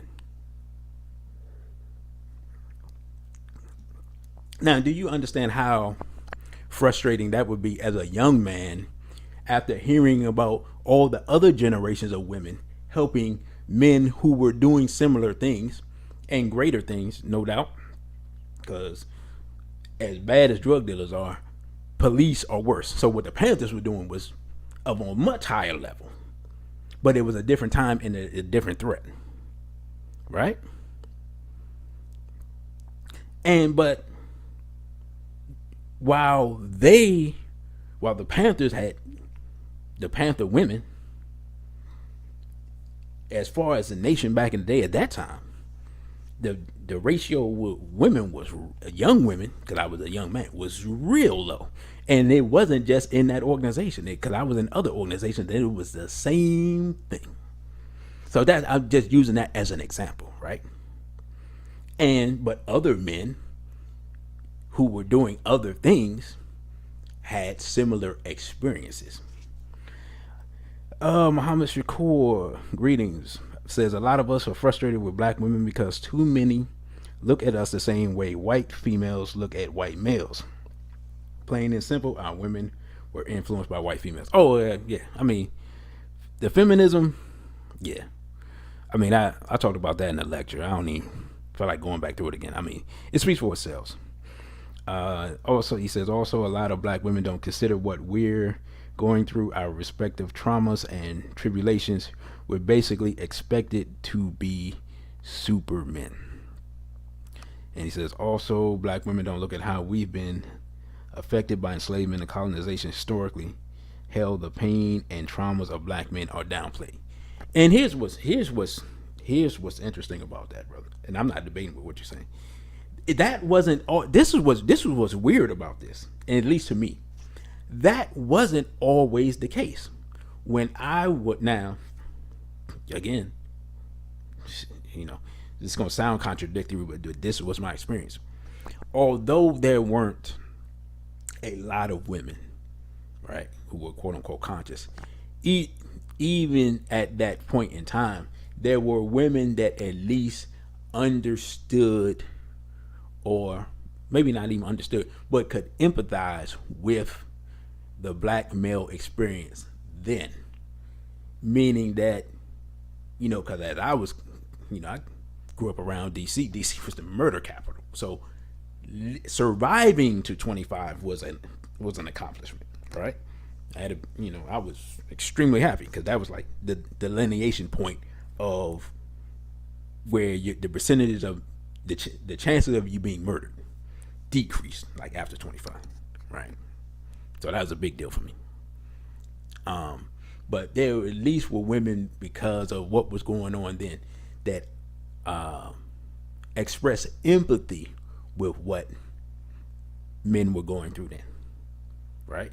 Because it was a traumatic time. Because if you grew up in that time, in this area anyway, chances are somebody that you know was murdered, and probably multiple people. Like I have friends, relatives who were murdered young. Some teens, some 20s, right? So survival was an accomplishment, and there were women that at least empathized and respected and understood that. I don't see as much of that empathy coming from sisters. Now there are sisters that empathize and understand, and of course the difference is that stuff is right in your face. What men go through now is not as obvious, I don't think. And then another thing, and I said this in the lecture, what happens is that black women and black men are under attack at the same time, but by different methods, and therefore, because the methods of attack are different, we often don't recognize that each of us are being attacked, and in a different way. And that is how the confusion starts, because we're both being attacked. Make no mistake, I'll say this again, the black community is under attack. Black people globally are under attack. Black men, black women, black children are under attack. We never lose sight of that. But because the attacks are different, we often lose sight of the fact that we're all under attack. And that in and of itself helps to start confusion. And the sister said things changed after we integrate. Yeah, no question. And what was deep was that, because speaking of the attacks, so you had the integration, right? When you had the integration, one of the things they did was when they took the opportunity to elevate the sisters, both educationally and economically, above the brothers. Because you can hire sisters, and you hit 2 minority spots. So you want to fill those quotas, you hire a black woman.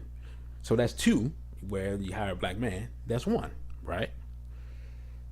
Right. Then for the sisters, they were on the lower end of the economic scale.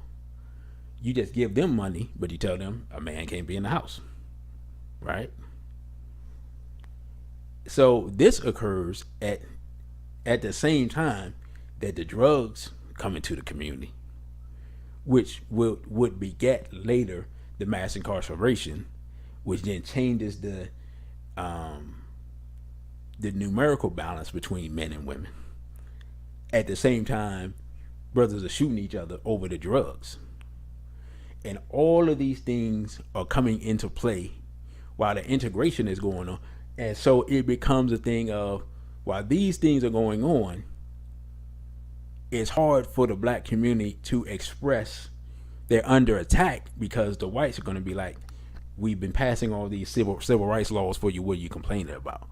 And then it wasn't until it really came to light of the government being the big drug dealer that people really even understand, or how can I say, people's suspicions were verified. Oh, we are under attack. The government is bringing drugs in, because I don't care how big most black drug dealers are. Nobody was going to Colombia and picking up a shipment and flying it, you know what I'm saying, into Harlem or into Southeast DC. You know what I'm saying? That's not what was happening. But that's what they wanted to tell us what was happening. So the big drug dealers, because many times, just like Danilo Blandon, sometimes with government assets. Danilo Blandon was a CIA asset. And the same way he was a CIA asset, Gloria Steinem, the feminist, who wrote a paper telling black women that black power is over, you should look out for yourselves, was a CIA asset. So, we understand this is a government sponsored attack on black people. There's no debate about that. But it's like we've forgotten that, or maybe we haven't told the current generation the story. I don't know, because many times when I tell people this and I show them the pictures and show them the video, they look at me like, "Oh my God, yeah, now this stuff is real." That's the reason I did the lecture for the sisters, because I had to tell sisters the story of the feminism that they've adopted. This is who it came from. This is what they said. This is their purpose. Because many sisters that run around talking this stuff don't know. Now, some of them don't care, and it is what it is. But that in of itself becomes a frustration to brothers, because it's like, okay, I'm showing you the documentation that we collectively are under attack, and you are telling me about all the things that are happening to black women as if black men not still being shot down in the street. Like, I'm not negating what you're going through, but I'm saying you're acting as if we aren't being attacked. And that frustrates black men to no end. Because they're like, how do you not see that we're all in the same boat? But again, the integration makes us think we can opt out. So then it becomes, both people on both sides kind of be like, that's your problem, because I'm going to be with Brad, or I'm going to be with Becky, right? And it's insanity. Hey, look, I say this before, I say it again. There's no, let's just keep it 100 here. The black woman in her natural state, there's no women comparable to that on no level anywhere. This is plain and simple. The lecture has not been edited yet. I'm trying to see. There was a camera glitch, brother. So I'm trying to see if we can edit that out. If we can edit that out, then we'll get it edited, and I'll let you know when it's for sale. But what we are going to do, I've decided next week at this, well, what time did I start? At 8 o'clock. Unless y'all think that's a bad time. Next week at 8 o'clock, we're going to have a rewatch party. So if you have the link will still work, and we will rewatch the lecture next week at 8, next Saturday night. I don't have nothing planned, so I'm do it now. And then after that, I'm going to take it down and then chop it up and get it edited. The brother said, weirdos basically push the pain Olympics. Right. What they call it? The oppression Olympics. Yeah. So yeah, brother. So that's what we'll do. Anybody that doesn't have the link, that didn't pay for it initially, you can just cash out me $20 and say, hey, I want the link to watch the lecture, and you can do that, and I'll set it up so it's available for the whole weekend, and then I'll take it down.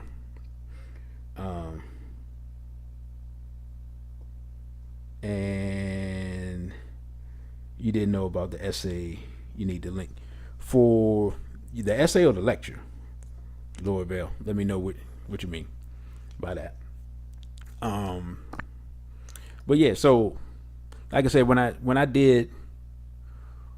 I initially, because actually this lecture is 2 years old. When I initially did this lecture, it was because I felt like it was two things.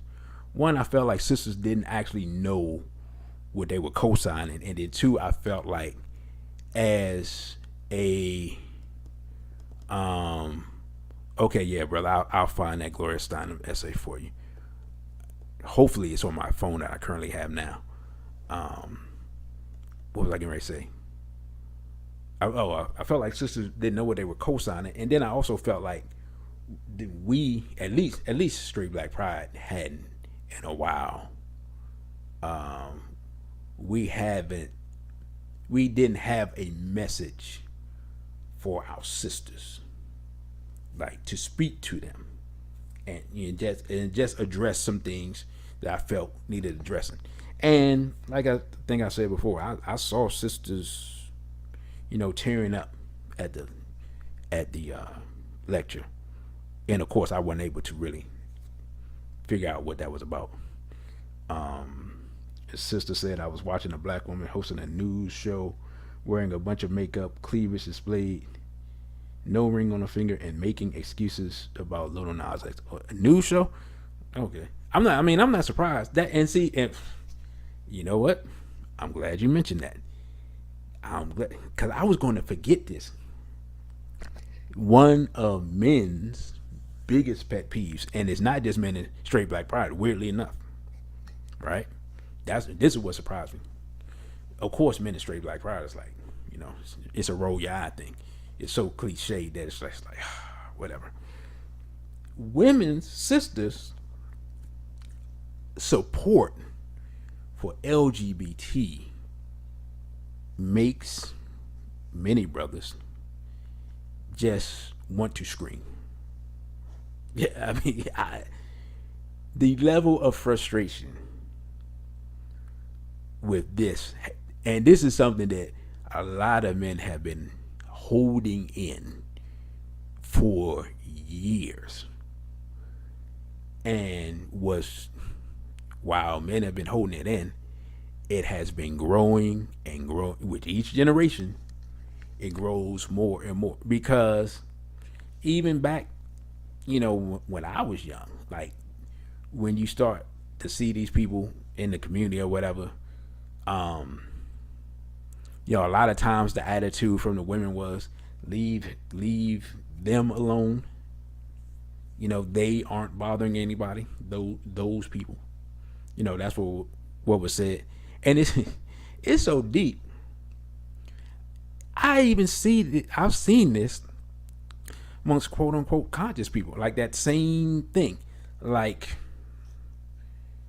here in DC, right? There is a, I'm not going to name names, but there is a facility and bookstore. You can figure it out for yourself if you're from DC. That basically kind of didn't want to continue to allow us to host meetings in their facilities because of our stance against LGBT.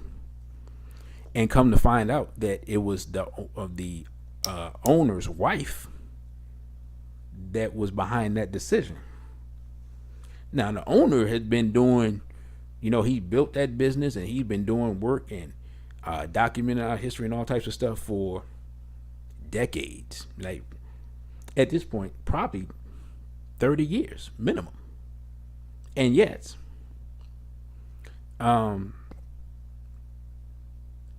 he comes from a culture that doesn't advocate LGBT at all, right? He's from the continent actually, and yet, because of his wife, we were told that our business was not needed because of our stance,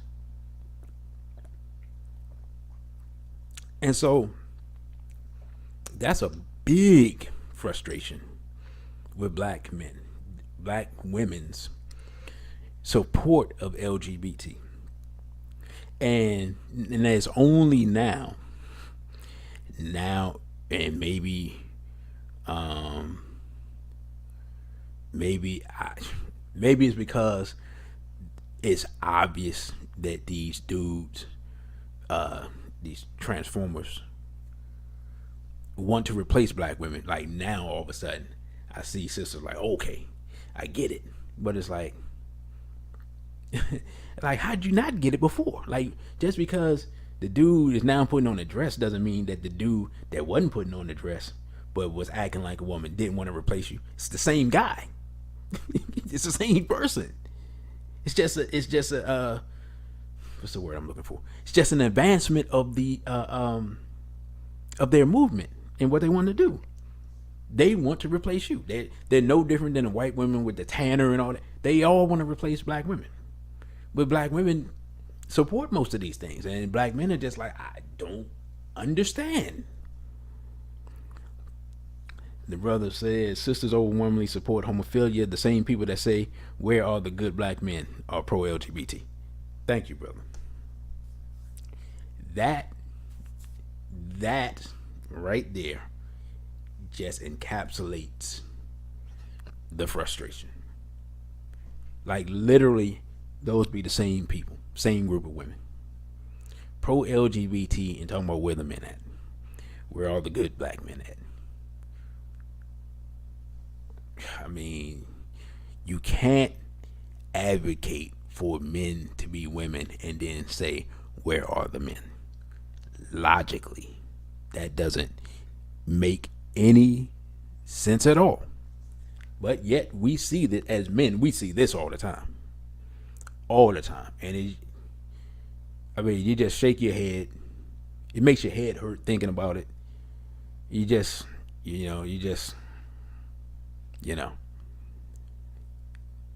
to the point now that men don't even talk. It's just like, look, if you can't figure this out, why do I have to point it out? Why do I have to say anything about it? But now I'm starting to see, now that it's gotten to the point where it's obvious that they're just not going to stop until everybody is pro their movement. Now I'm starting to see sisters be like, okay, this has gotten out of hand. But it's been out of hand. It's been out of hand. It's been out of hand for years. And that is definitely frustrating. Like, brother, and young brothers that I know, brothers in their 20s, late 20s, like mid 20s to early 30s. Literally, one of the main things that they say stops them from dealing with women is that, especially the college educated women, are like 90% pro LGBT, like staunchly supportive of it. Like there's no moving them off of that. And literally, one of the things that just makes you can't have a person that advocates that in your household if you're against it. It's just not gonna work. And sister says, let me say, grown people can do what grown people do, but Lil Nas X agenda is our children. They are seeing it as an attack on they are not seeing it as an attack on our youth. Well, I mean, but see, that right there, what you say, the grown people do what they do. The problem with that is it's like we have to understand that, one, this is Urugu's agenda, and Urugu doesn't know boundaries, right? If Urugu knew boundaries, we wouldn't be here speaking this language. We wouldn't be having this discussion. Wouldn't be speaking this language. None of that. And so I think that's one thing that people in general have a problem grasping. One, of course, most of our people just don't understand the nature of Urugu, period, end of discussion. And two, they don't see this as Urugu's agenda and don't understand that the psychology of Urugu is driving the mentality of these people, and they're going to do exactly what Urugu tells them to do, because Urugu's mind is in their body. So we're looking at black people with a white mind. And Lord Bell says there needs to be a separation in our community, but a known separation. Yeah, I mean, the few people who know, really going to have to start migrating towards and being around each other. Eventually, especially with this vaccine thing, that's a whole nother thing. I've almost, and this wasn't something that I thought of as like a gender thing, but I'm starting to see more and more sisters take the vaccine and more brothers not. And that's only an issue because the sisters have the children, so it's a problem. And I'm not gonna get into the vaccine thing, and I don't even actually know what's driving that. To be honest, I've heard, but I've overheard sisters talk about they just took it or they're going to take it, this and that, and I don't actually know what's behind that. Like I don't know. Like I've heard like no brothers. I've heard brothers ask questions and what you think and this and that, but sisters just like, yeah, I'm gonna take it and so forth, so on. I don't know what that. I don't know what that is. I don't know. Like that's just anecdotal evidence. I don't know if that's something that's in general taking place, or I don't know. I just find it interesting because you know, yeah, I ain't trusting white folks. Trust white folks at your own risk. And Brother Muhammad Shakur says many sisters have problems with logic. They're more concerned with their feelings. It's like Sister Shahrazad Ali said, issues with disbelief.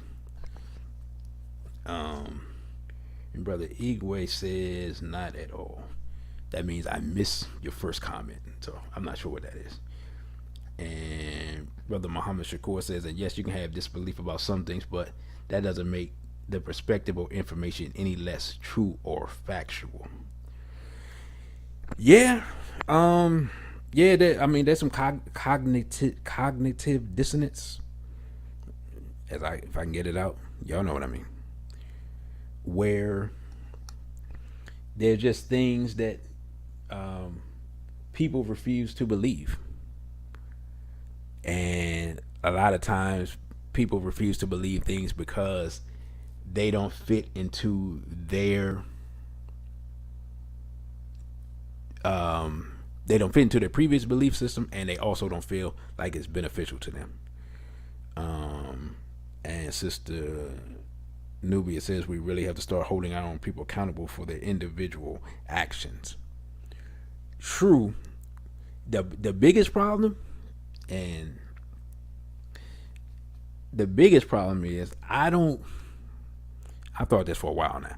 I don't really think a lot of conscious people really realize how bad a shape our people are in mentally, and how, that's the word I'm looking for, like, and the percentage of people who are in bad shape, like, or to put it in a better way, and this is a better way to put it, I don't think we realize how few of our people are on the same wavelength of loving black, respecting black, knowing who our enemies are, understanding the attacks. Like it, what happens? This is what happens. I've said this a long time ago. When you get on social media, right, and you kind of can filter out who you follow and who follows you and all that stuff, or however it works, depending on the social media. It gives you the illusion that the number of people who are aware of what's going on is greater than it is, because you follow the same amount of people. And let's say, like, I follow probably on Instagram, I probably follow like 2,500 different accounts, right? Just because I follow 2,500 different accounts doesn't mean that all 25. First of all, it doesn't mean that that's 2,500 different people. Second of all, doesn't mean that all 2,500 of those people are quote unquote conscious. Also, doesn't mean that all 2,500 of those people have had knowledge long enough to be able to know what's going on, and then it doesn't mean that all 2,500 of those people are have fulfilled all those other things, and then are willing to do something about it, right? But even if that was the case, even if it was 5,000 or 10,000, 10,000 out of 50 million is a small percentage. And I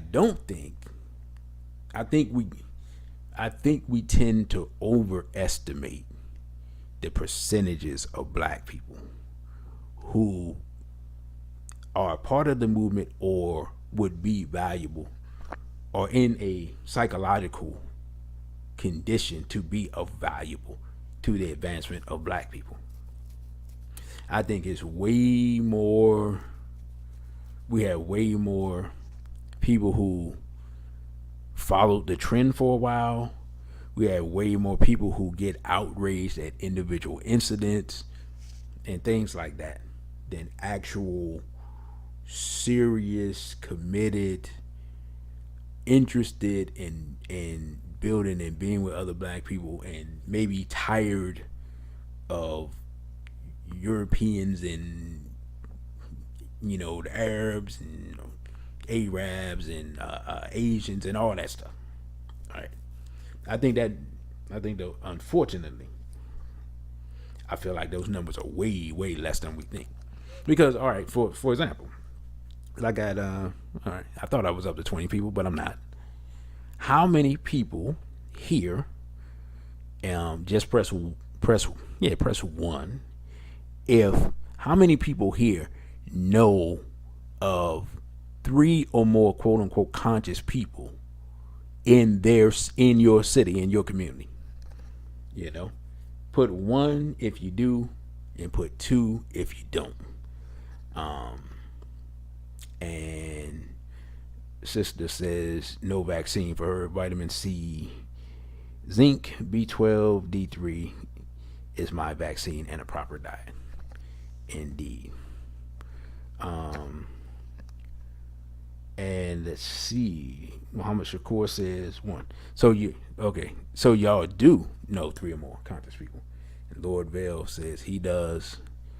Let's see. Some people need to know that if they move a certain way or engage in bull, they got to get cut off. Yeah, without question. John Henry Clark said a long time ago, we don't deal properly with our traders, and we still don't.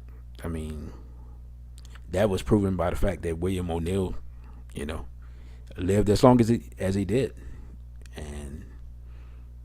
but of course it's sometimes it's hard to deal with your traders, because your traders have protection from your enemies, because your traders are useful to your enemies.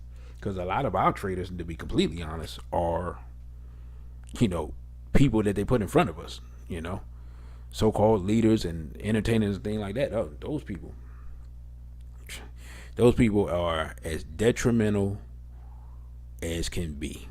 And the thing with the celebrities is that Malcolm X warned us about them putting celebrities in leadership 60 years ago.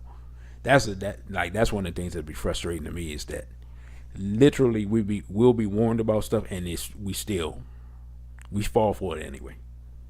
We warned about it decades ago, fall for the same trap. And the as Brother Genie calls them, the weaponized entertainers, excuse me. The Cardi B's and Lil Nas X and all that, but not even just them, but the whole the people that they put in front of us that become celebrities. The celebrity activists. I just look at it like, if your enemy, I thought about this earlier. I forgot how I thought about it, but if your enemy doesn't hate your leaders, then your leaders are paid off by your enemies. That's just how it works. Lord Bell said, "How's Brother Genie?" Nah, Brother Genie doing what he does. Man, he's good. He's good. I'll tell him that y'all asked about him. Maybe he'll come through one day soon, maybe. He's working on something. Actually, he's working on something big. Oh, I can tell y'all that. Yeah, I can tell y'all that. I forgot about that. He has a lecture coming up. He has a lecture coming up next month. So I will let y'all know about that. Actually, I might be able to let y'all know about that tomorrow. Actually, so yeah, I'll probably talk to him and I'll let y'all know about that tomorrow when we get to talking about, uh, you know, Little Nas X wanting to take our children to hell. And greetings, glam girl. And she says, "You know way more than three conscious people." Of course you do. Um, and brother says, "Glad irritated one is doing great." Yeah, yeah, he's doing well. And War Report says our traitors aren't dealt with. This is why John Lewis is lionized and Malcolm X isn't. Right. And yeah, I mean, don't even get me started on John Lewis. Man, oh man, don't even get me started. Just thinking about him makes my head hurt. He makes me want to throw up. Yeah, the sister says when it comes to how to move, that needs to be off social media. Indeed. And speaking of that, they're doing so many things to suppress information and to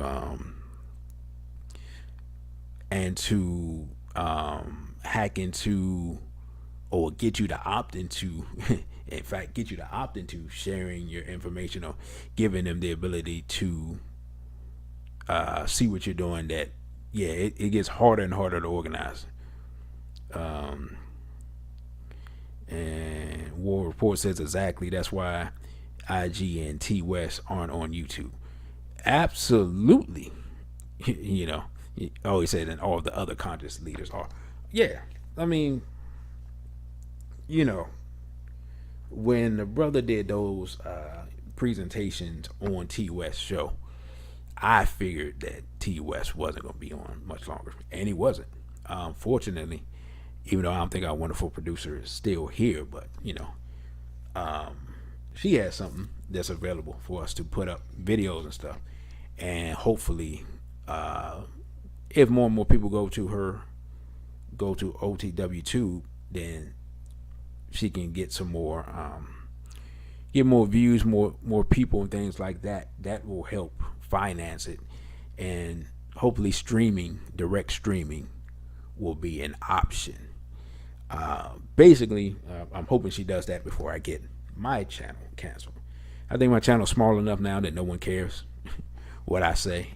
I haven't touched the third rail. The third rail right now is vaccines. You can even talk about the third rail. Well, the third rail is vaccines and of course the small hats. You know, too much small hat talk, you know, will get you removed. But like I said, I'm small enough now. Channel small enough that I don't have to worry about those things.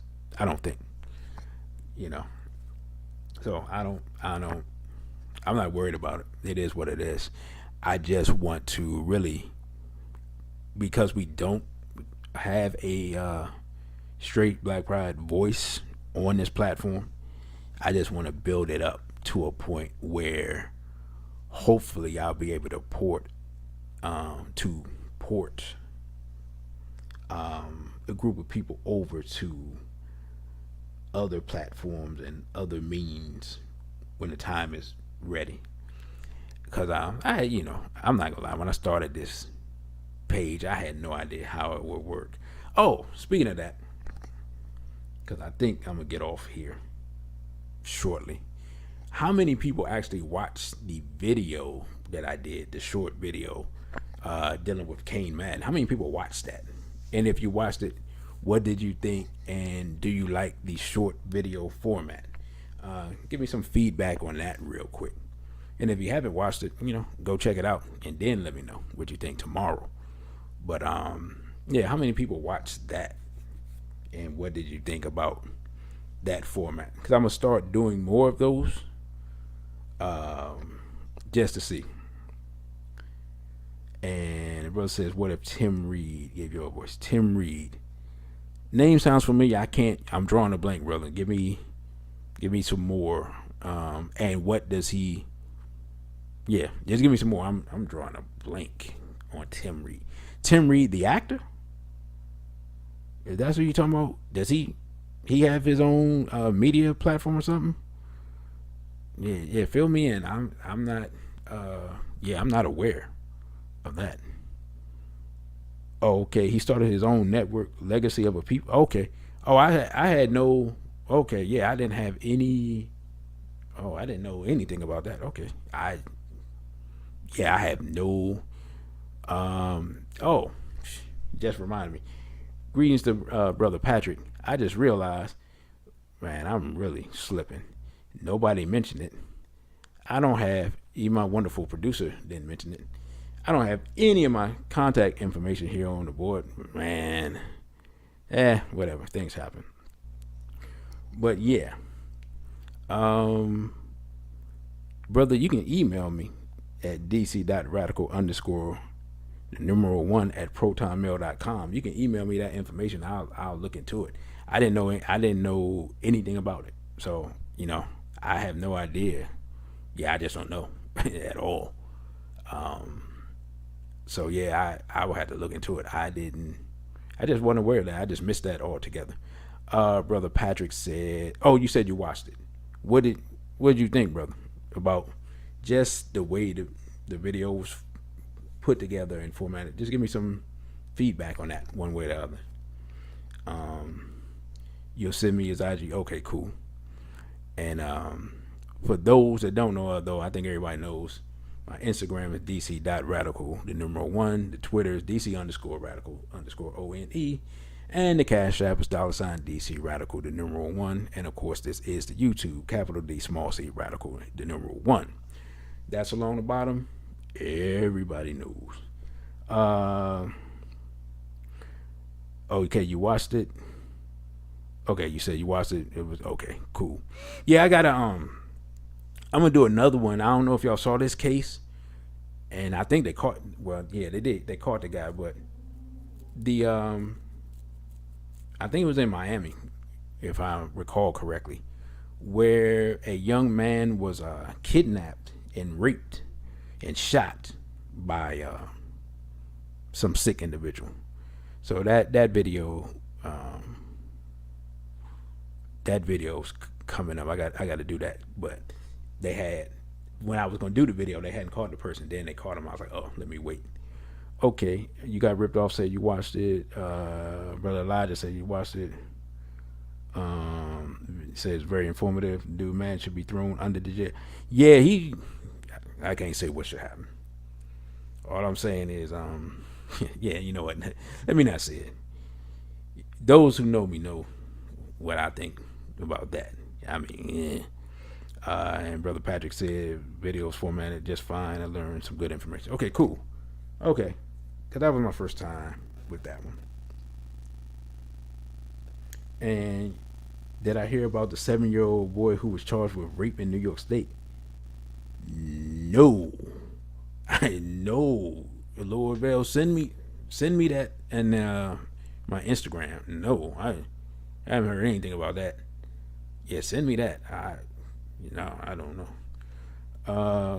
And Glam Girl said you saw that horrific story last night. Which horrific story? The Kane Madden or the where the young man was kidnapped and raped by the grown male? And that's another thing. And I'm on a tangent here now. We're kind of just stream of consciousness. Man, I'm gonna do a video about that too. But they always, the Rainbow Committee, always project themselves as the victim and never the victimizer. But if you're a male and you rape a male, right? You're a homosexual and you're a rapist. And he also attempted murder and is a pedophile. But they act like they're always the victim.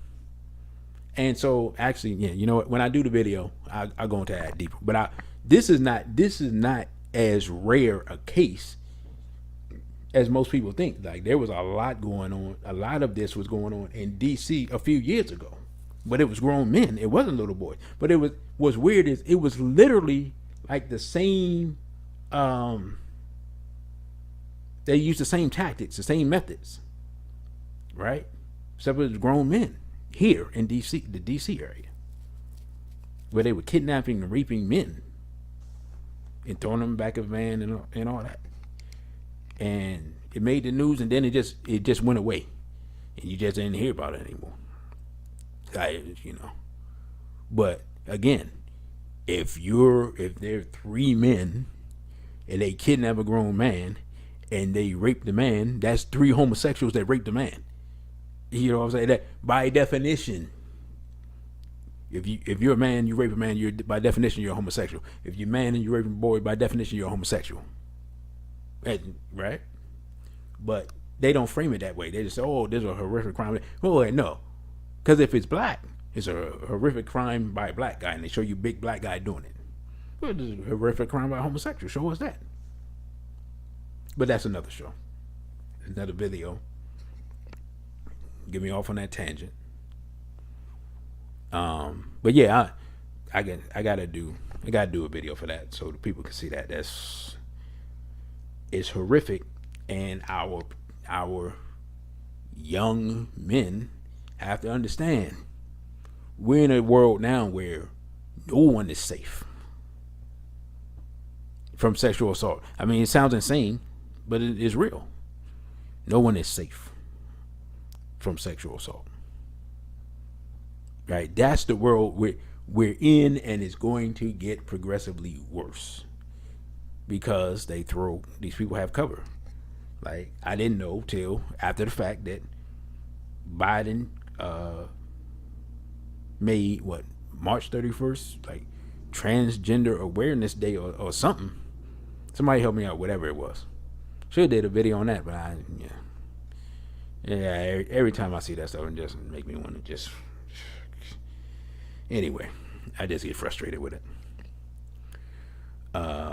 Sister Taylor Newby says Lil Nas X coming off as a victim, and of course, yeah, that's right. Yeah. Anyway, and I don't know if y'all saw that video. Maybe I'll talk about it. I'll talk about that tomorrow. I'm not gonna get into tomorrow's show tonight. And the brother says no one has been safe from sexual assault. This too is true. I mean, I don't know if you ever read Negroes with Guns that Robert F. Williams talks about when he talks about Martin Luther King and Martin Luther King, getting people to volunteer to go to jail. He's like, hey man, look, there's some unsavory elements in these jails, and getting people to volunteer to go to jail is not a good thing, right? And if you read the book, you read that section of the book, he's basically saying, hey, there's some predators in there, right? Who will attack men. Now, this was in 1962 or something. So, of course, no one has to speak about how jail is now. But this is 50 years ago. And Robert F. Williams was like, what are you doing? You putting people at risk for something, way worse than a beating by the police. And the brother said, yeah, it was transgender visibility for March 31st Friday. I mean, if you're walking around in daylight and you're 6'3" and you're wearing heels, you're pretty visible. I'm just saying.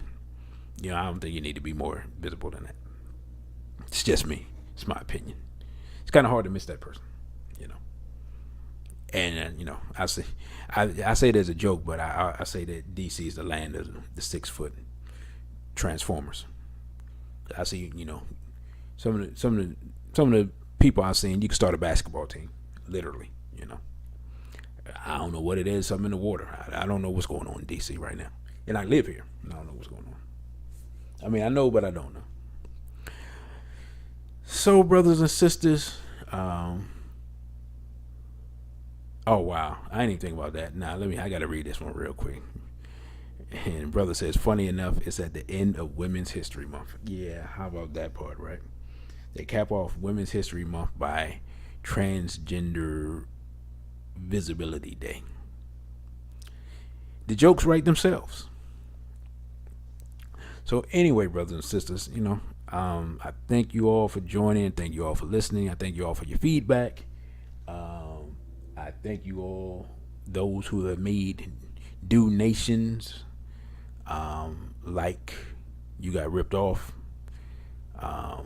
and brother Desaline, Bibi Fahodier, man, and I think that was everybody I saw last week. I definitely appreciate that. I appreciate the support. Don't forget to smash the like button. Don't forget to share the video. If you're not subscribed, don't forget to subscribe. And I will see you all in a few hours. Wait a minute, hold on. Sister says, why are our people so quick to be turned? There's an elephant in the room.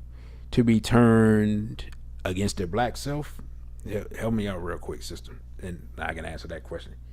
Because if that's the answer, then if that's the question, then the answer is because they know they'll be rewarded. That's a simple answer.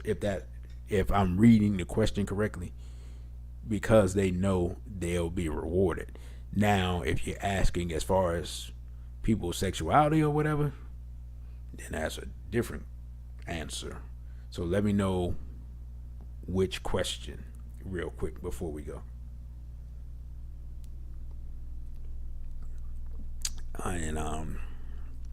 And tomorrow at 2, we will discuss this whole Lil Nas X thing.